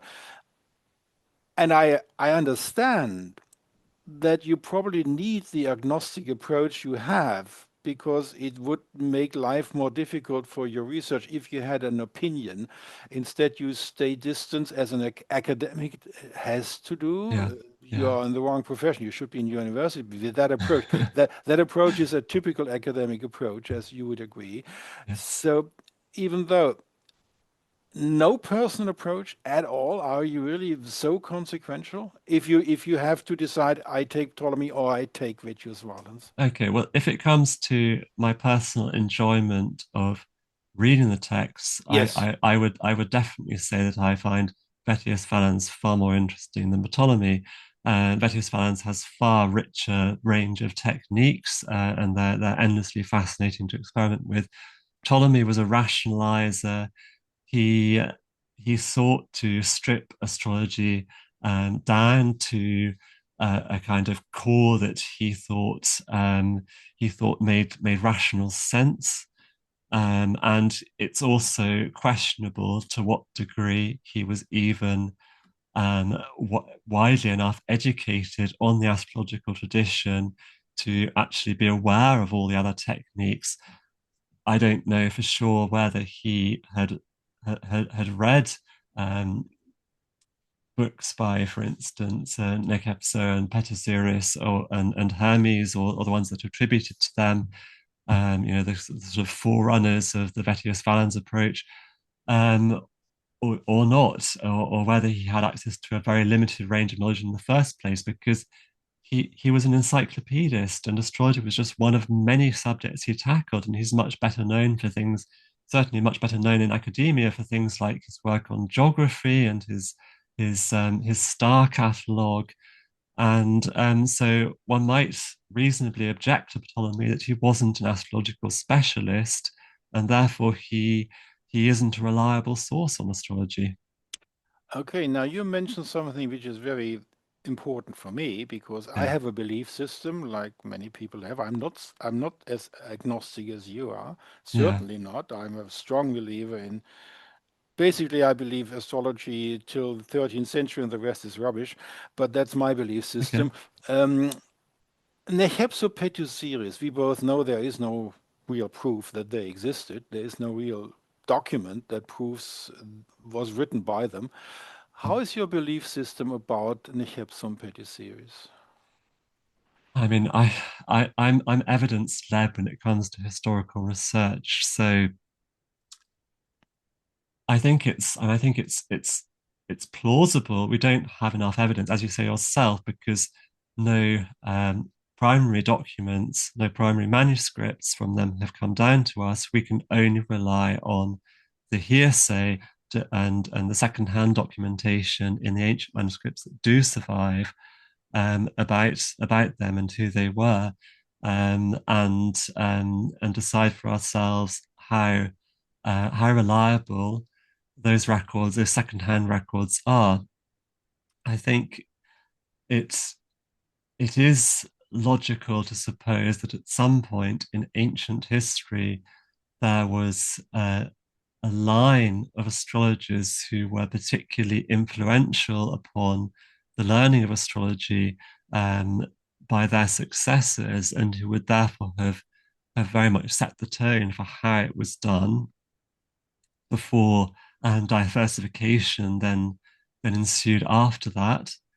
Um, but it's also equally plausible that at different in different parts of the world, um, independently of each other, different stargazers would have come up with their own approaches um, to an astrological interpretation of what they see in the sky. So um, I'm perhaps being a little bit more general than you wanted from me there, but there's just some considerations of possibility that I would like to keep an open mind about the undocumented parts of ancient astrology. Okay, now let's get back to your book, Okay. which is really readable and very nice to read, but you have a lot of chapters about the new planet, the Transcenturian planets. Yes. And this starts with chapter 5 when you talk about Uranus, Yes. then chapter 6 about Neptune, and chapter 7 about Pluto. There is an English person, Sue Ward. Do you know Sue Ward Yes, I personally? do. Yeah. Have you talked about her? Well, this is a German. This is a German translation of a text by Sue Ward, "The Fundamentals of Astrology," and in this book, she is talking about how the history goes, how Uranus, Neptune, and Pluto got their significations. Do Hmm. you know that work of her? Um, I don't think that exists as a book in English. I No, it think it doesn't. It's may only be from essays of no. You hers. can buy the Yeah. PDF on her homepage. And Right. strangely enough, she didn't publish this important text, which is available on her homepage to buy by PDF. She has a. Is my is the talk true that Sue Ward hates publishers, I don't know anything about that, and or is very reluctant to publish with publishers? I wouldn't know anything about that. And Okay, so let for the viewers, this book, which is yeah, available in German, and you can buy it here if you want to have it in German, and it's only 20 euros. But what she does is she criticizes how the astrologers of the time since 1781 did attribute to the new planets what we now think is what the new planets are. right, In your book, you have 3 chapters on this. yeah, Well, you basically talk about rulership and things like that and domiciles. But the whole question is the critique of Suvord is basically it started with Alan Leo and his theosophical background, and they just, in Suvord's opinion, they invented things. And then they found the mythology, and they just took the mythology and the names of the gods. And what Uranus was in the mythology is what Uranus is on an astrological planet. If you look from today's point of perspective, the way they did it, the critique of Seward is correct, but it seems to work. So my opinion, and I want to have your opinion on my opinion, I have the opinion it was absolutely not correct what they did in history. And then, in my esoteric opinion, the people doing Uranus, Neptune, and Pluto in their astrology, they created an egregor of each planet or an archetype. The people created an archetype of each planet, or in the esoteric tradition, an egregor, and then the egregor was developed. Many people thought about Uranus the way falsely was attributed. In my opinion, it was not okay what they did. They just invented things out of mythology and out of thin air, out of theosophy especially. But then something happened strangely. Many people followed this attributions of these three planets. Then egregors were created. They developed. They become bigger and influential. Then they became archetypes. And nowadays, in the year 2025 at least, if you look at the transits of Uranus, Pluto, and Neptune, you get the feeling, irrespective how they got their attributions by the astrology communities in those days in 1781, today they are forces which work exactly like they were attributed to. What's your opinion on my thesis? How you put it, it reminds me quite a lot of what Liz Green has been on the record as saying before about how archetypes develop and they tap into the collective consciousness, which then somehow has a sort of feedback loop effect. Would you say that is true? You're close to her position on that, Yeah, Volker? I think we're talking about the same thing. Okay. But the basis is the critique of Seward is correct. What Not Alan Leo quite, did not is quite the way you quoted. I mean, I haven't read this book in German yet of hers, well, and well, well. obviously, So what basically says here, Alan Leo started to invent things, and then other astrologers took the mythology and added it to the invention of the Theosophist approach. The Alan Leo and his community, they had a lot influence on how to interpret these three planets. That is historically a fact. But then the mythology comes added to this, and so basically they establish something, and then the archetypes gets developed by people. The people create well, the thesis of Liz Green and myself is the archetypes are something which can come into being. It's not a static thing. okay. Well, the first point I would have to dispute that this was how the meanings of Uranus and Neptune came about. I don't know if you've had a chance to listen to all the way through my talk with Chris, but that was one of the points that Yeah, we I discussed. listened to the Okay, video. and that I disagree with the video. right. Well, Uranus and Neptune, and their discovery, both predate Theosophy for a start. So it Uh, has nothing to do with Yeah, Alan Lear. yeah. Wait a minute. That's different. Okay, I agree. Obviously, I have to agree that the astrologers of the 18th century were not theosophists because the theosophy was created in 1875. Now, the argument is they got into the mythology, and then Alan Leo comes on top of that, and then you get this soup of different cooks. Okay, one of the things that came up in my discussion with Chris was the fact that when astrologers of the late 18th, 19th century were studying Uranus, they still knew it as Herschel, and there were no myths associated with the name of the That discoverer, that but is they correct. still came up based on observations, based on empiricism with observations. Therefore, it wasn't based on mythology at all. So I this is agree. this is I where agree. I agree okay, on so that you can part. accept that. This part of your book is wonderful.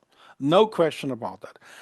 But what we think of Uranus today, Hmm. 2025, is a soup which was started with your chapters on Uranus and Neptune and Okay. those astrologers, and then the soup was cooking. Then Ellen Leo come and put a lot of ingredients, a lot of vegetables into the soup, and then there developed something, a mixture which has nothing to do with history at all, but it was just invention put into the soup of the real empiricism beforehand.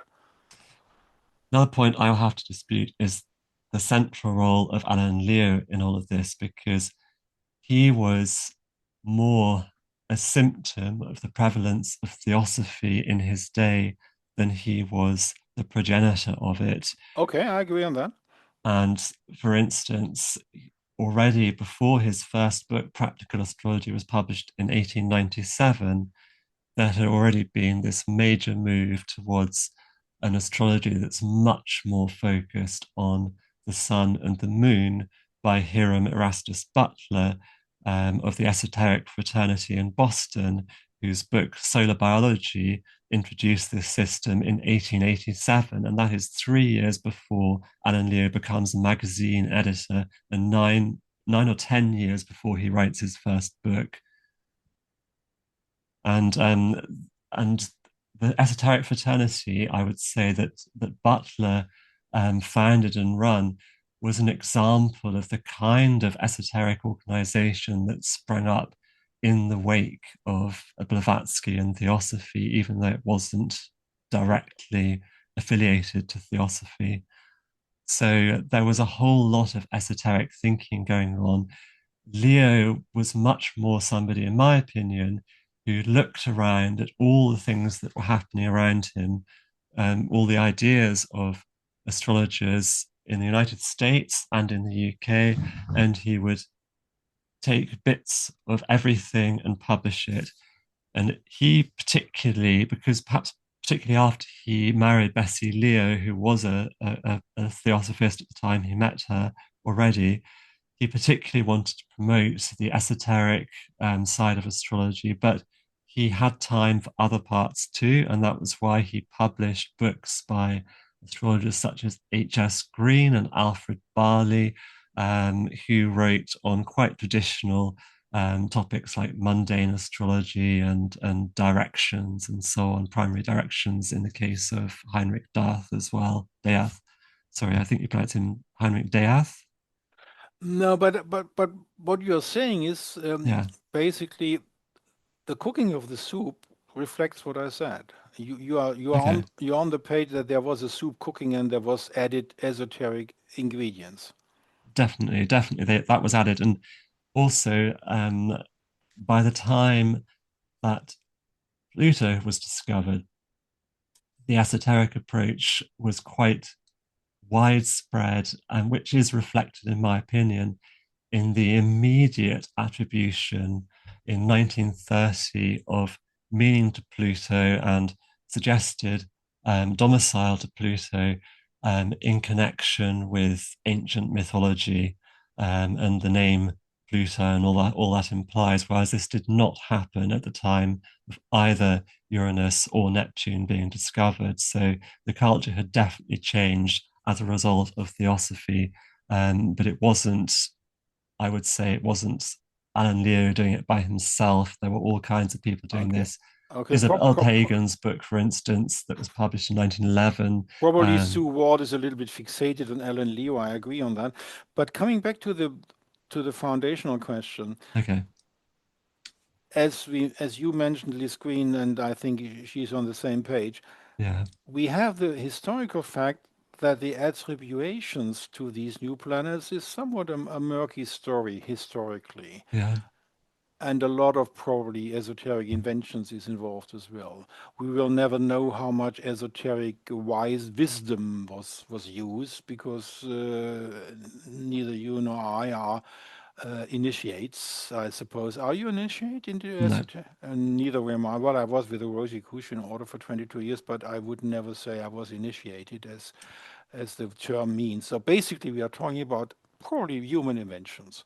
But then something strange happened. It works, right? And that's one way to interpret it. I think in practice, it's not all one thing or another. With Uranus and Neptune, initially it was more the empirical basis to study before the myths were brought in by later generations and added to that in the works that were then published on those in the 20th century. In Pluto's case, the mythology was there right from the start. And Volker, there's just been a knock on my door. Can we pause this just for a Uh, moment? I stopped the recording. Okay, recording. So we restarted the recording, and we probably can leave the subject of whether Liz Green and myself saying there is an archetype or an egregor being created by people. Let's go back to your life today. In the background of this video, we see your top floor of your house.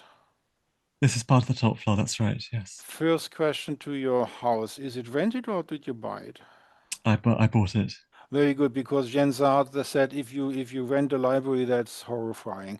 Okay, this is the top floor, and this is because you recently got the library of the Astrological Association of Great Britain, correct? Yes, it's been stored here in part or in whole since 2020 and almost in whole since 2022. And the reason why it's only on the walls is because otherwise your floor would break down if you put books in the middle. There would be a risk of that. As you can see, I do now have a half height Yeah, yeah. bookcase here. So you're Um, risking the collapse of your house. if I had full height bookcases in the middle, I possibly would do. It's Okay, not a chance I'm willing to take. Fortunately, it's quite an old house with very thick wooden joists, so I okay. think it's sound. Um, Personal question. We don't have to discuss all the legal aspects of the Okay, library of astrologers because in other videos you talk about it. yeah. Um, do they exploit? Do you do a self-exploitation for hosting this library, or do you get some money for doing it? I do not get money for holding their library here. I did it basically because it was I was suggested by Chris Mitchell and Nick Campion, and because they're friends of mine in the community. I didn't want to let them down when the library was going to need a new home. And at the same time, I do have an incidental benefit, which is that as the AA's librarian, I get to go to all the AA's conferences without charge for the time being, at least, which means that I'm able to afford that, whereas previously I couldn't actually afford the annual conferences in the budget I had because I was prioritizing books. So it's a semi-self-exploitation. If you want to put it that way, that's an Okay. interesting turn of phrase. Now, did you ever apply for a grant by Urania Trust or Soviet Trust? Yes, I applied once for a grant by the Urania Trust, and that was when the Astrological Association library was moved in, and there were costs related to fitting it out. Unfortunately, I don't think a decision was ever reached on that, and then so nothing happened. So I've just absorbed that cost myself, the cost of the bookcases and so on that were built in shelving. Uh, you are in a sort of similar situation like Jen Zart, PhD, creating the Zaley library. How is the full title of Cayley? Cosm Kaylee something research. Cosmology, astrology, literature, anything. Yeah, I'd She, have to look she, that she up. she has she has a library like yourself, and she bought the Yeah. house herself. Mm. She established something like a Patreon system to get some money for people who think she's doing a good work. You haven't established some sort of online crowdfunding for what you're doing. Do you consider that? I do have a Patreon account, but it's not very visible yet. Partly because when I first set it up, I was still working in Bristol a lot of the time, and so I didn't really feel I had the time resource to offer a lot that way. So I just have a handful of a small handful Is of it on your supporters I'm grateful homepage, your for. Patreon thing?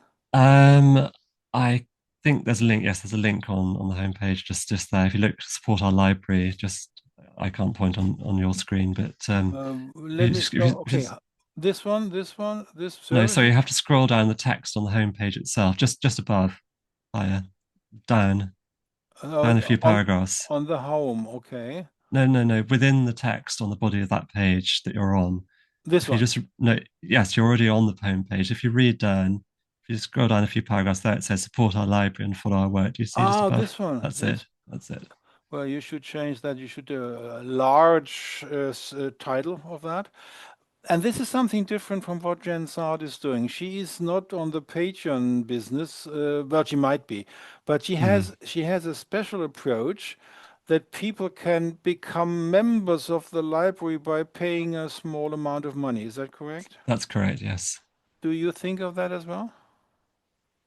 Potentially, it's a little bit different in terms of the logistics because Jen's library is based in a part of the United States which is close to two major population centers that are frequented by astrologers, Portland to the south and then Seattle to the north.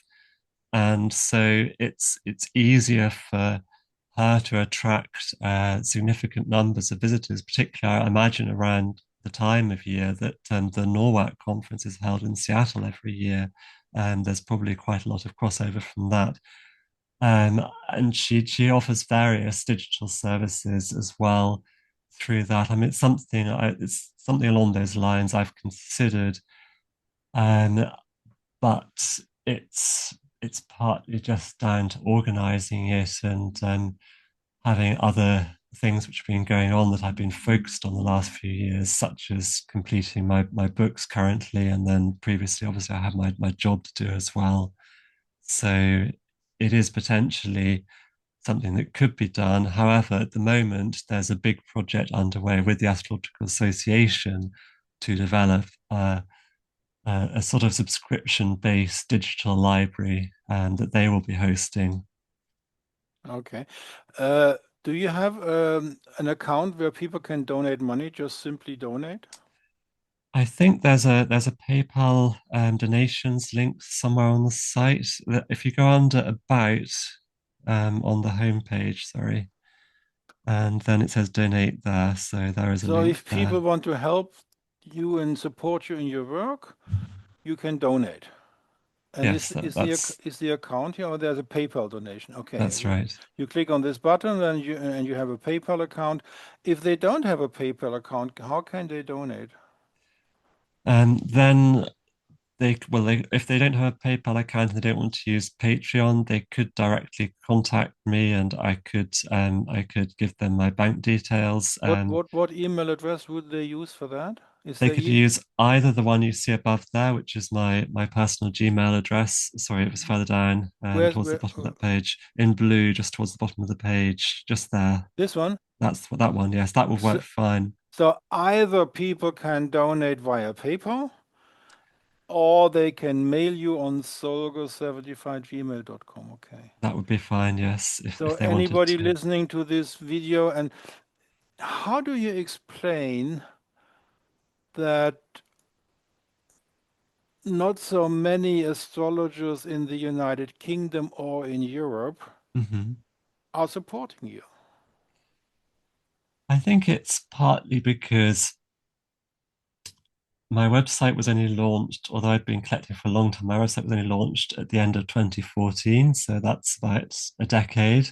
And because I was so busy with my job to make sure I could continue collecting and also support myself for the last most of the last 8 or 9 years, I haven't actually actively solicited support.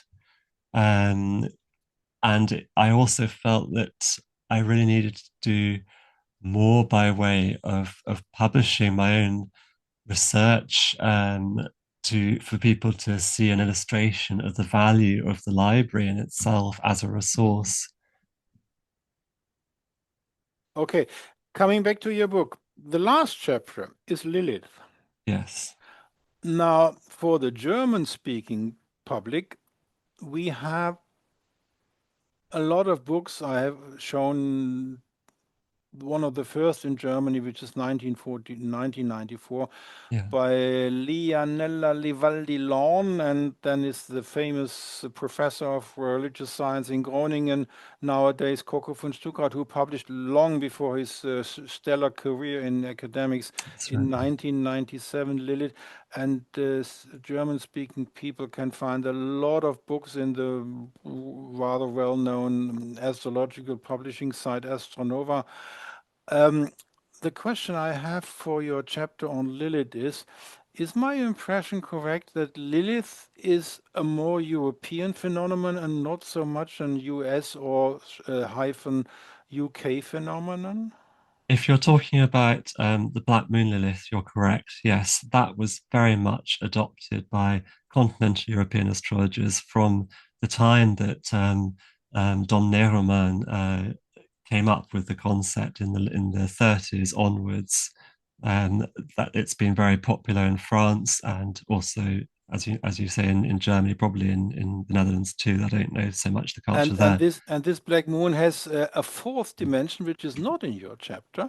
You have three aspects of Lilith, which is astronomical, second moon, and an asteroid, and the apogeum. But Yeah. you don't mention the second focus of the moon ellipse. Why is that?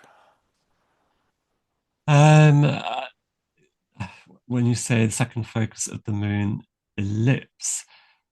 Well, that's Lilith for many people in Germany nowadays. The Lilith is the second focus of the ellipse of the moon. Okay, but It's not the apogeum in the nowadays Lilith focused people. you have to tell me because I'm not an expert on lunar astronomy. Are they not in the same place, those two things? No, they have the moon has an elliptic circle around the Earth, Yeah, okay? yeah, And every ellipse in geometry has two focuses, a left one, a right one, okay? yes. And the right one ellipse point is used for Lilith nowadays in geometry. So that's new for you. Not entirely because, but I've come across references to the second focus being in the same place as, and therefore effectively indistinguishable astronomically from the apogee. Well, the apogeum is on the ellipse itself, you know, Okay, the longest distance from Earth. But we don't have to discuss this for now. okay. I was just It's a wondering subtle, about, no, it's a subtle nuance. I have come across references to the uh, different definitions, but as I say, one of the sources I looked up said they were actually in the same place. So it was yes, really a matter of words, how you yes, yes. define its astronomical So, basis. do you want to talk about something else about your book at the moment? Something Um, special? I And mean, about the coming books, probably, about book two okay, and well, and most intriguing, with Revelor Press, you're talking about three books, which is this first volume and two and three. But you're yeah, talking in some place about a fourth book, right. History of Astrology. When I read that, I thought, is he crazy? He wants to compete with Nick Campion? No, I don't want to compete with Nick Campion. No, no, this is really something that just come about more or less by accident. Last year, I was asked to do a series of lectures on the history of astrology. And so I developed a simple course, which Ah, each yes. part is about 10,000 words. So those together would make a short book, but I've been thinking of combining that with some other theme into a fourth volume, basically. So it doesn't pretend to break new ground the way my individual essays do. It Okay. just is a kind of a simple teaching guide to the important figures in the history of Western astrology, where when they were living, what publications they're best known for, and so on. And you can buy this course on your homepage.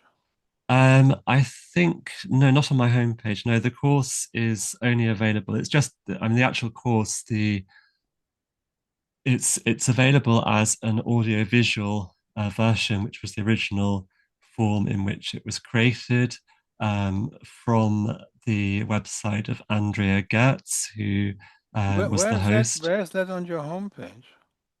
I don't think oh, there it is. Yes, under about, there's a link to it there. David Just the Yellow Duckling? no, This one? above David the Duckling. No, that's something which is totally This unrelated one? to astrology. This one? Yes, that's it. Yes. And where do we find how we can buy it? Just above it says recordings of all five classes can now be purchased from her website here. If you scroll just down to the next paragraph, Oh, that's it. here it is. That's Okay. it. So you should change your how to get attention because I would have read over that. So here is the homepage where you can buy the Philip Graves courses, Yeah. five of them. Okay. So let's get rid of that. So let's get back to the homepage. Okay, this is a rather large homepage. This is probably the most important section. The service is what you do. You offer services. One can do literary. You do literary research for other people. So Hmm. if I'm interested in doing research and I'm too lazy, I call you up and say, do it for me, and I pay you £50 per hour. Not necessarily if you're too lazy, but if you don't have access to all the same sources and you need access to ones that you don't have, and it's better value for Would you you in terms of decline your would you time. decline me if I'm lazy? I wouldn't dream of suggesting that it was laziness was a motivation for any researcher who approaches me. Well, basically, some people are lazy, myself included. And if I have the opportunity, well, I won't be able to pay you because I'm not rich. But there might be rich people saying, okay, 20 hours or 30 hours of research, and I can sip my coffee on my couch while he is working for me. Would you do that?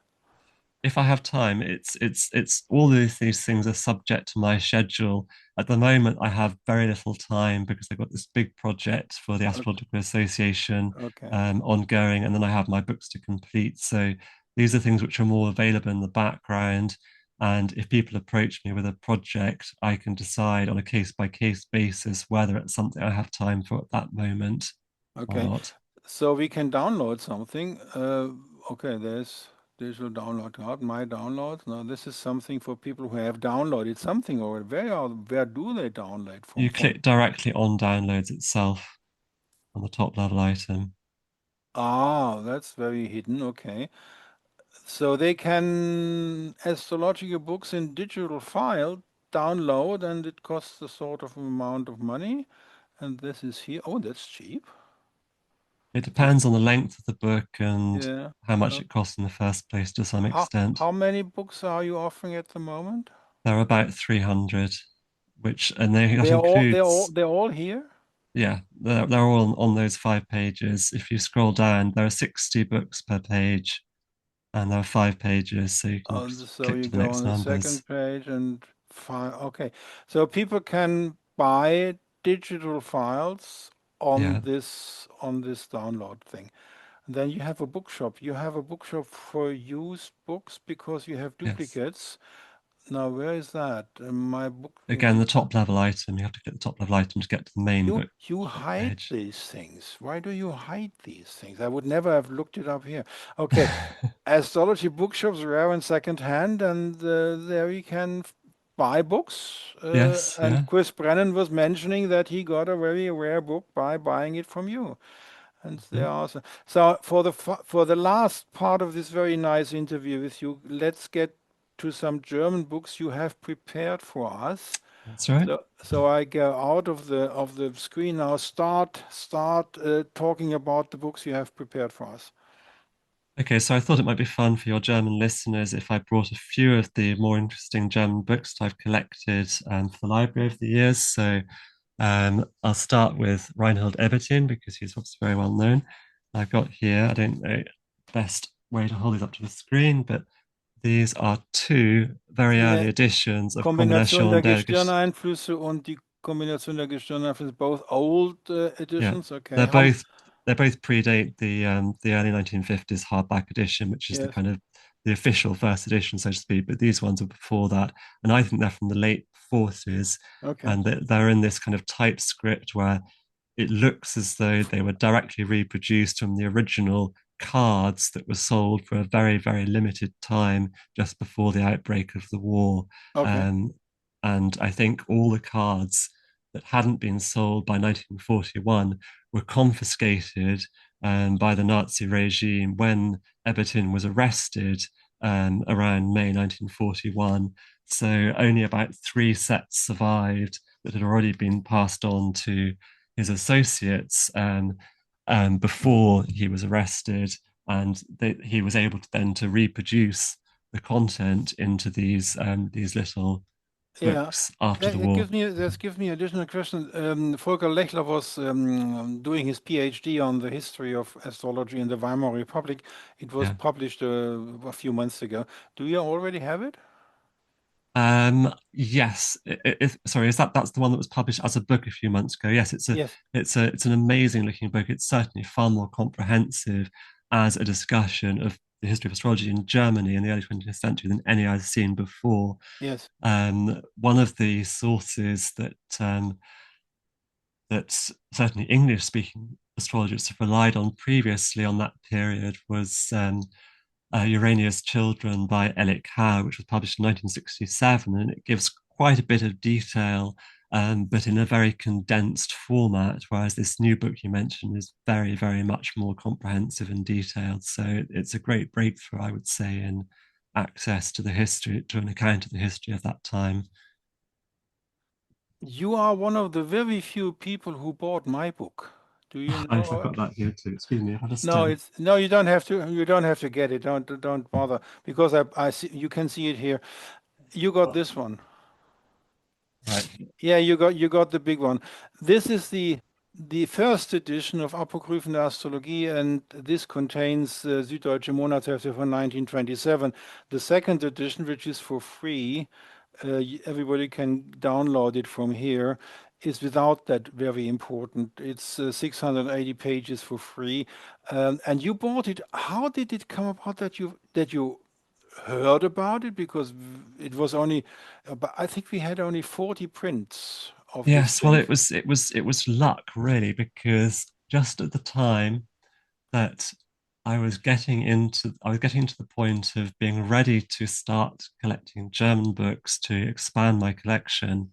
I went online to Astronova, and it was among the more expensive books listed there, and it just It was sounded it was 150 55 euros. Yes, it yes. was the most expensive one. That's So right. I was intrigued because, generally speaking, though it's not a hard and fast rule, the more expensive books tend to be the more serious ones in terms of the depth and quality of research that goes into them. So I thought I ought to get one, so I did. It was as simple as that. Were you disappointed with the content? No, no, I thought it was extremely interesting. I mean, as you say, it is an expensive book, and I think if it hadn't been for the fact that I had some savings from my grandmother at that time, I probably would have thought twice before paying that much. But I'm glad I got it. So, So everybody can get a part of it, two-thirds of it. There are some important things not in there. The Star Baby is not in the second edition. right. The Süddeutsche Monatsheft is not in the second edition. But there is some interesting texts from all the authors. Peter Niehinge, The Art of Synthesis. Christoph Schubert-Weller, Astrology and Science. Simone Egers, a Master of Arts, text of modern astrology in the religious present times. And Gustav Adolf Schöner, Astrology as Religion. Well, all the people viewing this can look it up for themselves and download it for free. But I was intrigued that you had it. I didn't know that. Yes, yes. No, it was just one of those fortunate things. And I think sometime after that, I connected with Reinhard Stieler on Facebook, and through him, I met you on Facebook in the early Yeah. 2010s. Yes. Okay. So back to your books you prepared for us. Right, let's go to the next one. So this I believe is the first book by Karl Brandetracht, one of the most important. So it's Yeah, I've Karl got Bandler was very yeah, important author of the 20th century, beginning 20th century. exactly. And this was his first book in 1905. That's the first edition. So that's before he started working um, for the Astrologer's Bibliothek series, which I think he started working for them. And his books were published from 1910 onwards, but this was 5 years earlier. So this was really a time when there were very few new books on astrology being published in Germany at all. So he was one of the pioneers of the revival, in my opinion. That gives me a question for your library. If somebody wants to come to your place and look those books up, which you are just showing us, Yeah. how much do you charge? That's a good question. I don't make a fixed charge. I invite donations from people who visit because I'm aware that everybody has a different level of means, and some people just donating £10 or £20, that would be the most they could afford. Whereas some researchers who travel from a long way to do a serious bit of research for academia, for instance, they might be able to afford a couple of £100. So it's entirely individual. What was the most income you had from one of those researchers in the last 5 years? That would probably be a couple of £100 Okay, from so it's visitor. between £20 and £500. It's never been more than £200. Ah, okay, okay. So back to the books. Okay. Okay, sure. Next one. So this is I might have shown this actually on the Ad Astra podcast. This is Heinrich Grandsire's Yes, very good. Tractatus Astrologicus, and this is the second edition of 1594. I don't know if you can see the That's date very, there. very impressive. Yeah, yeah. Okay. And the thing about this edition, which I cottoned on to, Just a second. And sorry, at the moment, you have the original Regulus edition of William Lilly's Christian Astrology, right? the For sa original. for sale. Well, I've got a second edition from 1659 for sale. Yes, because I've also got a first No, edition no, I mean in the Regulus edition of of 1980. 1985. Oh, I've got multiple copies of that for sale in my shop. Yes. So people who want to have the Regulus edition, which is the famous leather-bound edition, Yeah. Well, it's actually cloth, but imitation leather. It looks yeah, like leather, but it isn't. and this is available in your shop at the moment. The Christian Astrology of William Lilly. This was 1985, I believe. That's right. And Yeah. how much do you charge for that? It depends on the copy and the condition. It's become a very, very collectible book. And at the time that I put those copies up for sale, the cheapest copy I could see for sale online was £515. Now I've gone below that, but not a lot below. So my copies vary from £350 to £500. Okay, so people who want the real Lilly Regulus edition, they can get it from you. They can at the moment. That's Okay, right. back to your books. Okay. So I was just saying that I cottoned on to the 1594 edition because when I read James Herschel Holden's History of Horoscopic Astrology, he mentioned that the second edition had almost twice the number of pages as the first. He also said it was the basis for all subsequent editions, but I noticed in library records that the later editions have only sort of 320 pages. So I think they must have been reset if they were based on the text of the second edition, but still had all of it. So that's just a minor point about that. Um, I've also brought another book of yours here just for fun. That's Scientific Fraud Against Astrology. And that's from myself, yeah. That's right, in English. You Perhaps, can't buy that anymore. perhaps you might want to mention a bit about the background to that while I fetch the next one. No.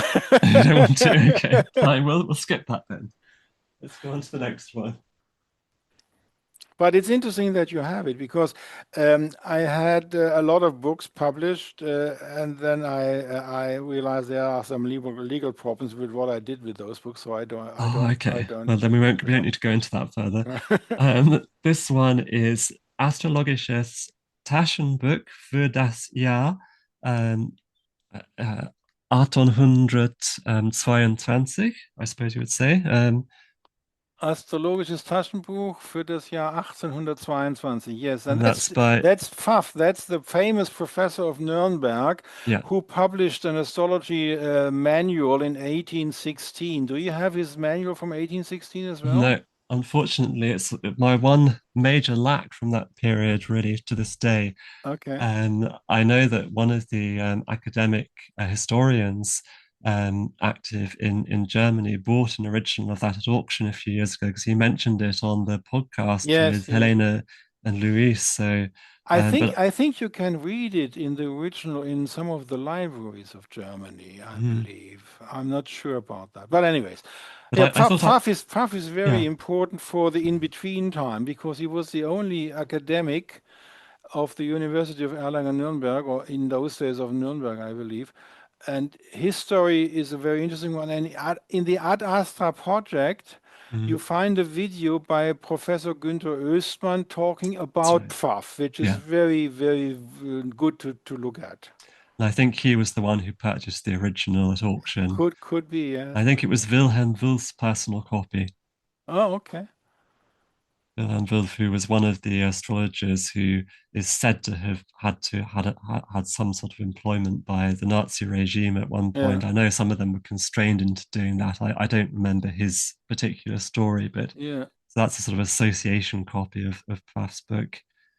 Um, Okay. I've got one more. Oh yes, I wanted to mention about the Jahrbuch that it was one of two Jahrbooks, which both over 200 pages long, that Okay, just Pfaff. to stop you there for a second, we have it here.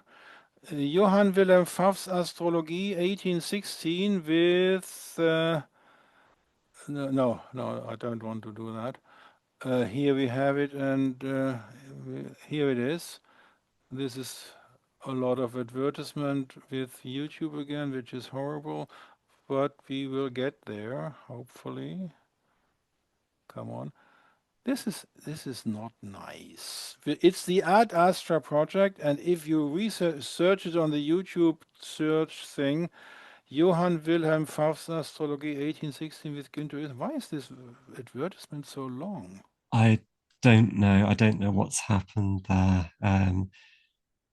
But in any case, I hope that the video hasn't been corrupted and is still available. It might It be is still something. available, yeah. Yeah, it might just be an advertisement, as you say. It's just, well, we just continue with the books as long as this advertisement runs.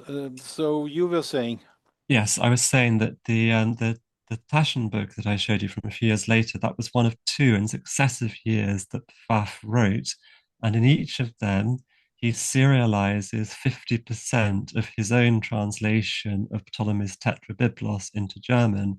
So that was their first appearance. The first appearance of his translation of Ptolemy was in those two Taschen books, and I've only got one of the two Taschen books, but I do have reprints of his translation because about 100 years later, I think it was reprinted by Hubert Korsch okay, okay, around the 1930s. Jesus Christ, this is, There's one more book. Are you ready for me to carry yeah, on yes, yes. to that one? And this is just before Brandenburg. There's this interesting character called. Now, stop. We are here. Okay, so here you find it. This is Dr. Günther Öst, Professor Dr. Günther Östmann. He is living in northern Germany, and he was interviewed by Helena Avila and Luis Ribeiro about Professor Pfaff, Mhm. and I can recommend that. And now we go back for the last book. Okay. Okay, so before Brandenburg, as you'll be aware, there was a huge lull after Pfaff, or Pfaff, as you said, was really in isolation in his time Yes, he was. within Germany in writing on astrology and having books and published, and even his translation of Ptolemy being published. That was quite out of character for Germany at the time. Yes, But he got then, a little bit of trouble in his university with his public. yeah, but then at the very end of the 19th century, something seems to be changing. Well, it seemed to be changing faster in other parts of continental Europe, where in France, for instance, you start having people like Elie Starr writing various books at the end of the 20th, sorry, the end of the 19th century. But it's not really until we get Branda Pracht appearing in 1905 that we really count there being a proper revival in German astrology. However, there was one earlier character called Gustav Wilhelm Gessmann, I believe. And this is a book of his called Catechismus. Katechismus der Sterndeutekunst von G.W. Gessmann. That's right. And this is the first, And der Barth Verlag in Munich, I believe. yeah. And I think he was a librarian. but this was published in Berlin in 1896. Okay. So it's actually earlier than Randall Park's work Yes, by it is. nine Yeah. years. I didn't know that. Very interesting. Yeah. So and he wrote a whole series of books on different esoteric topics, including graphology, I believe, and palmistry as well. So Okay. I think he was a librarian. He was just very motivated to compile all the knowledge he had found in these old libraries into modern guides. And I think that probably helped to kickstart um, the German astrological revival movement, although it only kind of really obviously gains ground a few years later. So, Okay, coming back to your present situation, in one of the videos you were mentioning that it is necessary that the Astrological Association of Great Britain and yourself find a new building for all the books because you only have one private room left, which is your sleeping room. yeah, How in the is long that run. project in the long term? Do you think it's going to be? It remains to be seen as all I can say. I mean, there's nothing underway to actually formalize that project at the moment. And that's partly because there are various preconditions for making it happen. Um, for instance, in order to actually attract institutional funding, I would need to put my own collection over to institutional ownership, which would probably mean establishing a trust, and there are costs and legalities involved in that. Yes. So it's something that I haven't got around to yet. But I do want I do want certainly my collection to continue beyond my lifetime as a usable research and reference resource, which is going to allow the resources I built up to continue to be used both for scholarly purposes and for just private research purposes by astrologers far into the future. It would just feel like a great shame if it all just got dissolved and the books scattered far and wide again beyond my lifetime. Basically, what I see is a lot of astrologers on Facebook, on Instagram, on TikTok, where I'm not. I'm only on Yes. Facebook. And what I see is a selfish community who doesn't support the people who need the support. Well, You don't have to answer mm, that. No, don't I don't want to get you into trouble. no, But basically, my opinion of the astrology communities worldwide is a bunch of selfish idiots. But that's my opinion, and I'm stopping reading astrology after the 13th century, anyways. So, okay. did I miss to ask you something important? I can't think of anything obvious, Volker. We've had a good long chat and we've covered a good wide range of ground and you've And you asked are some, content with what we did. yes, no, you've asked some good probing questions as you always do. So I hope there's something in this that your listeners will find new and interesting and worthwhile. And this time you can do with the material whatever you want on your channel. You can upload it. We'll see. It might get more views on your channel than on mine. As I mentioned, I'm a niche channel. The best I have is on the astrology side. I have a health site, which is a different story. There I have 12,000 clicks Ah, on Professor Hollis on vitamin D. But on the astrology side, on my former channel, Helena Avila was the top running with 1,800 clicks, but that was all. And normally a video like this is in the hundreds between 100 and 500. So don't expect to be famous overnight of this video, except if you put it on your channel, nobody knows. yeah. I mean, we'll see. I don't have a very active YouTube channel. I posted a few things there from time to Yeah. time, but I've just Okay. been too busy with Yes. research and with Okay. other Yeah. things. So, So we all, viewers and myself, we thank you very much for taking a long time to do this talk with me. And thanks for the views. Danke fürs Vorbeischauen und auf bald und I stop the recording.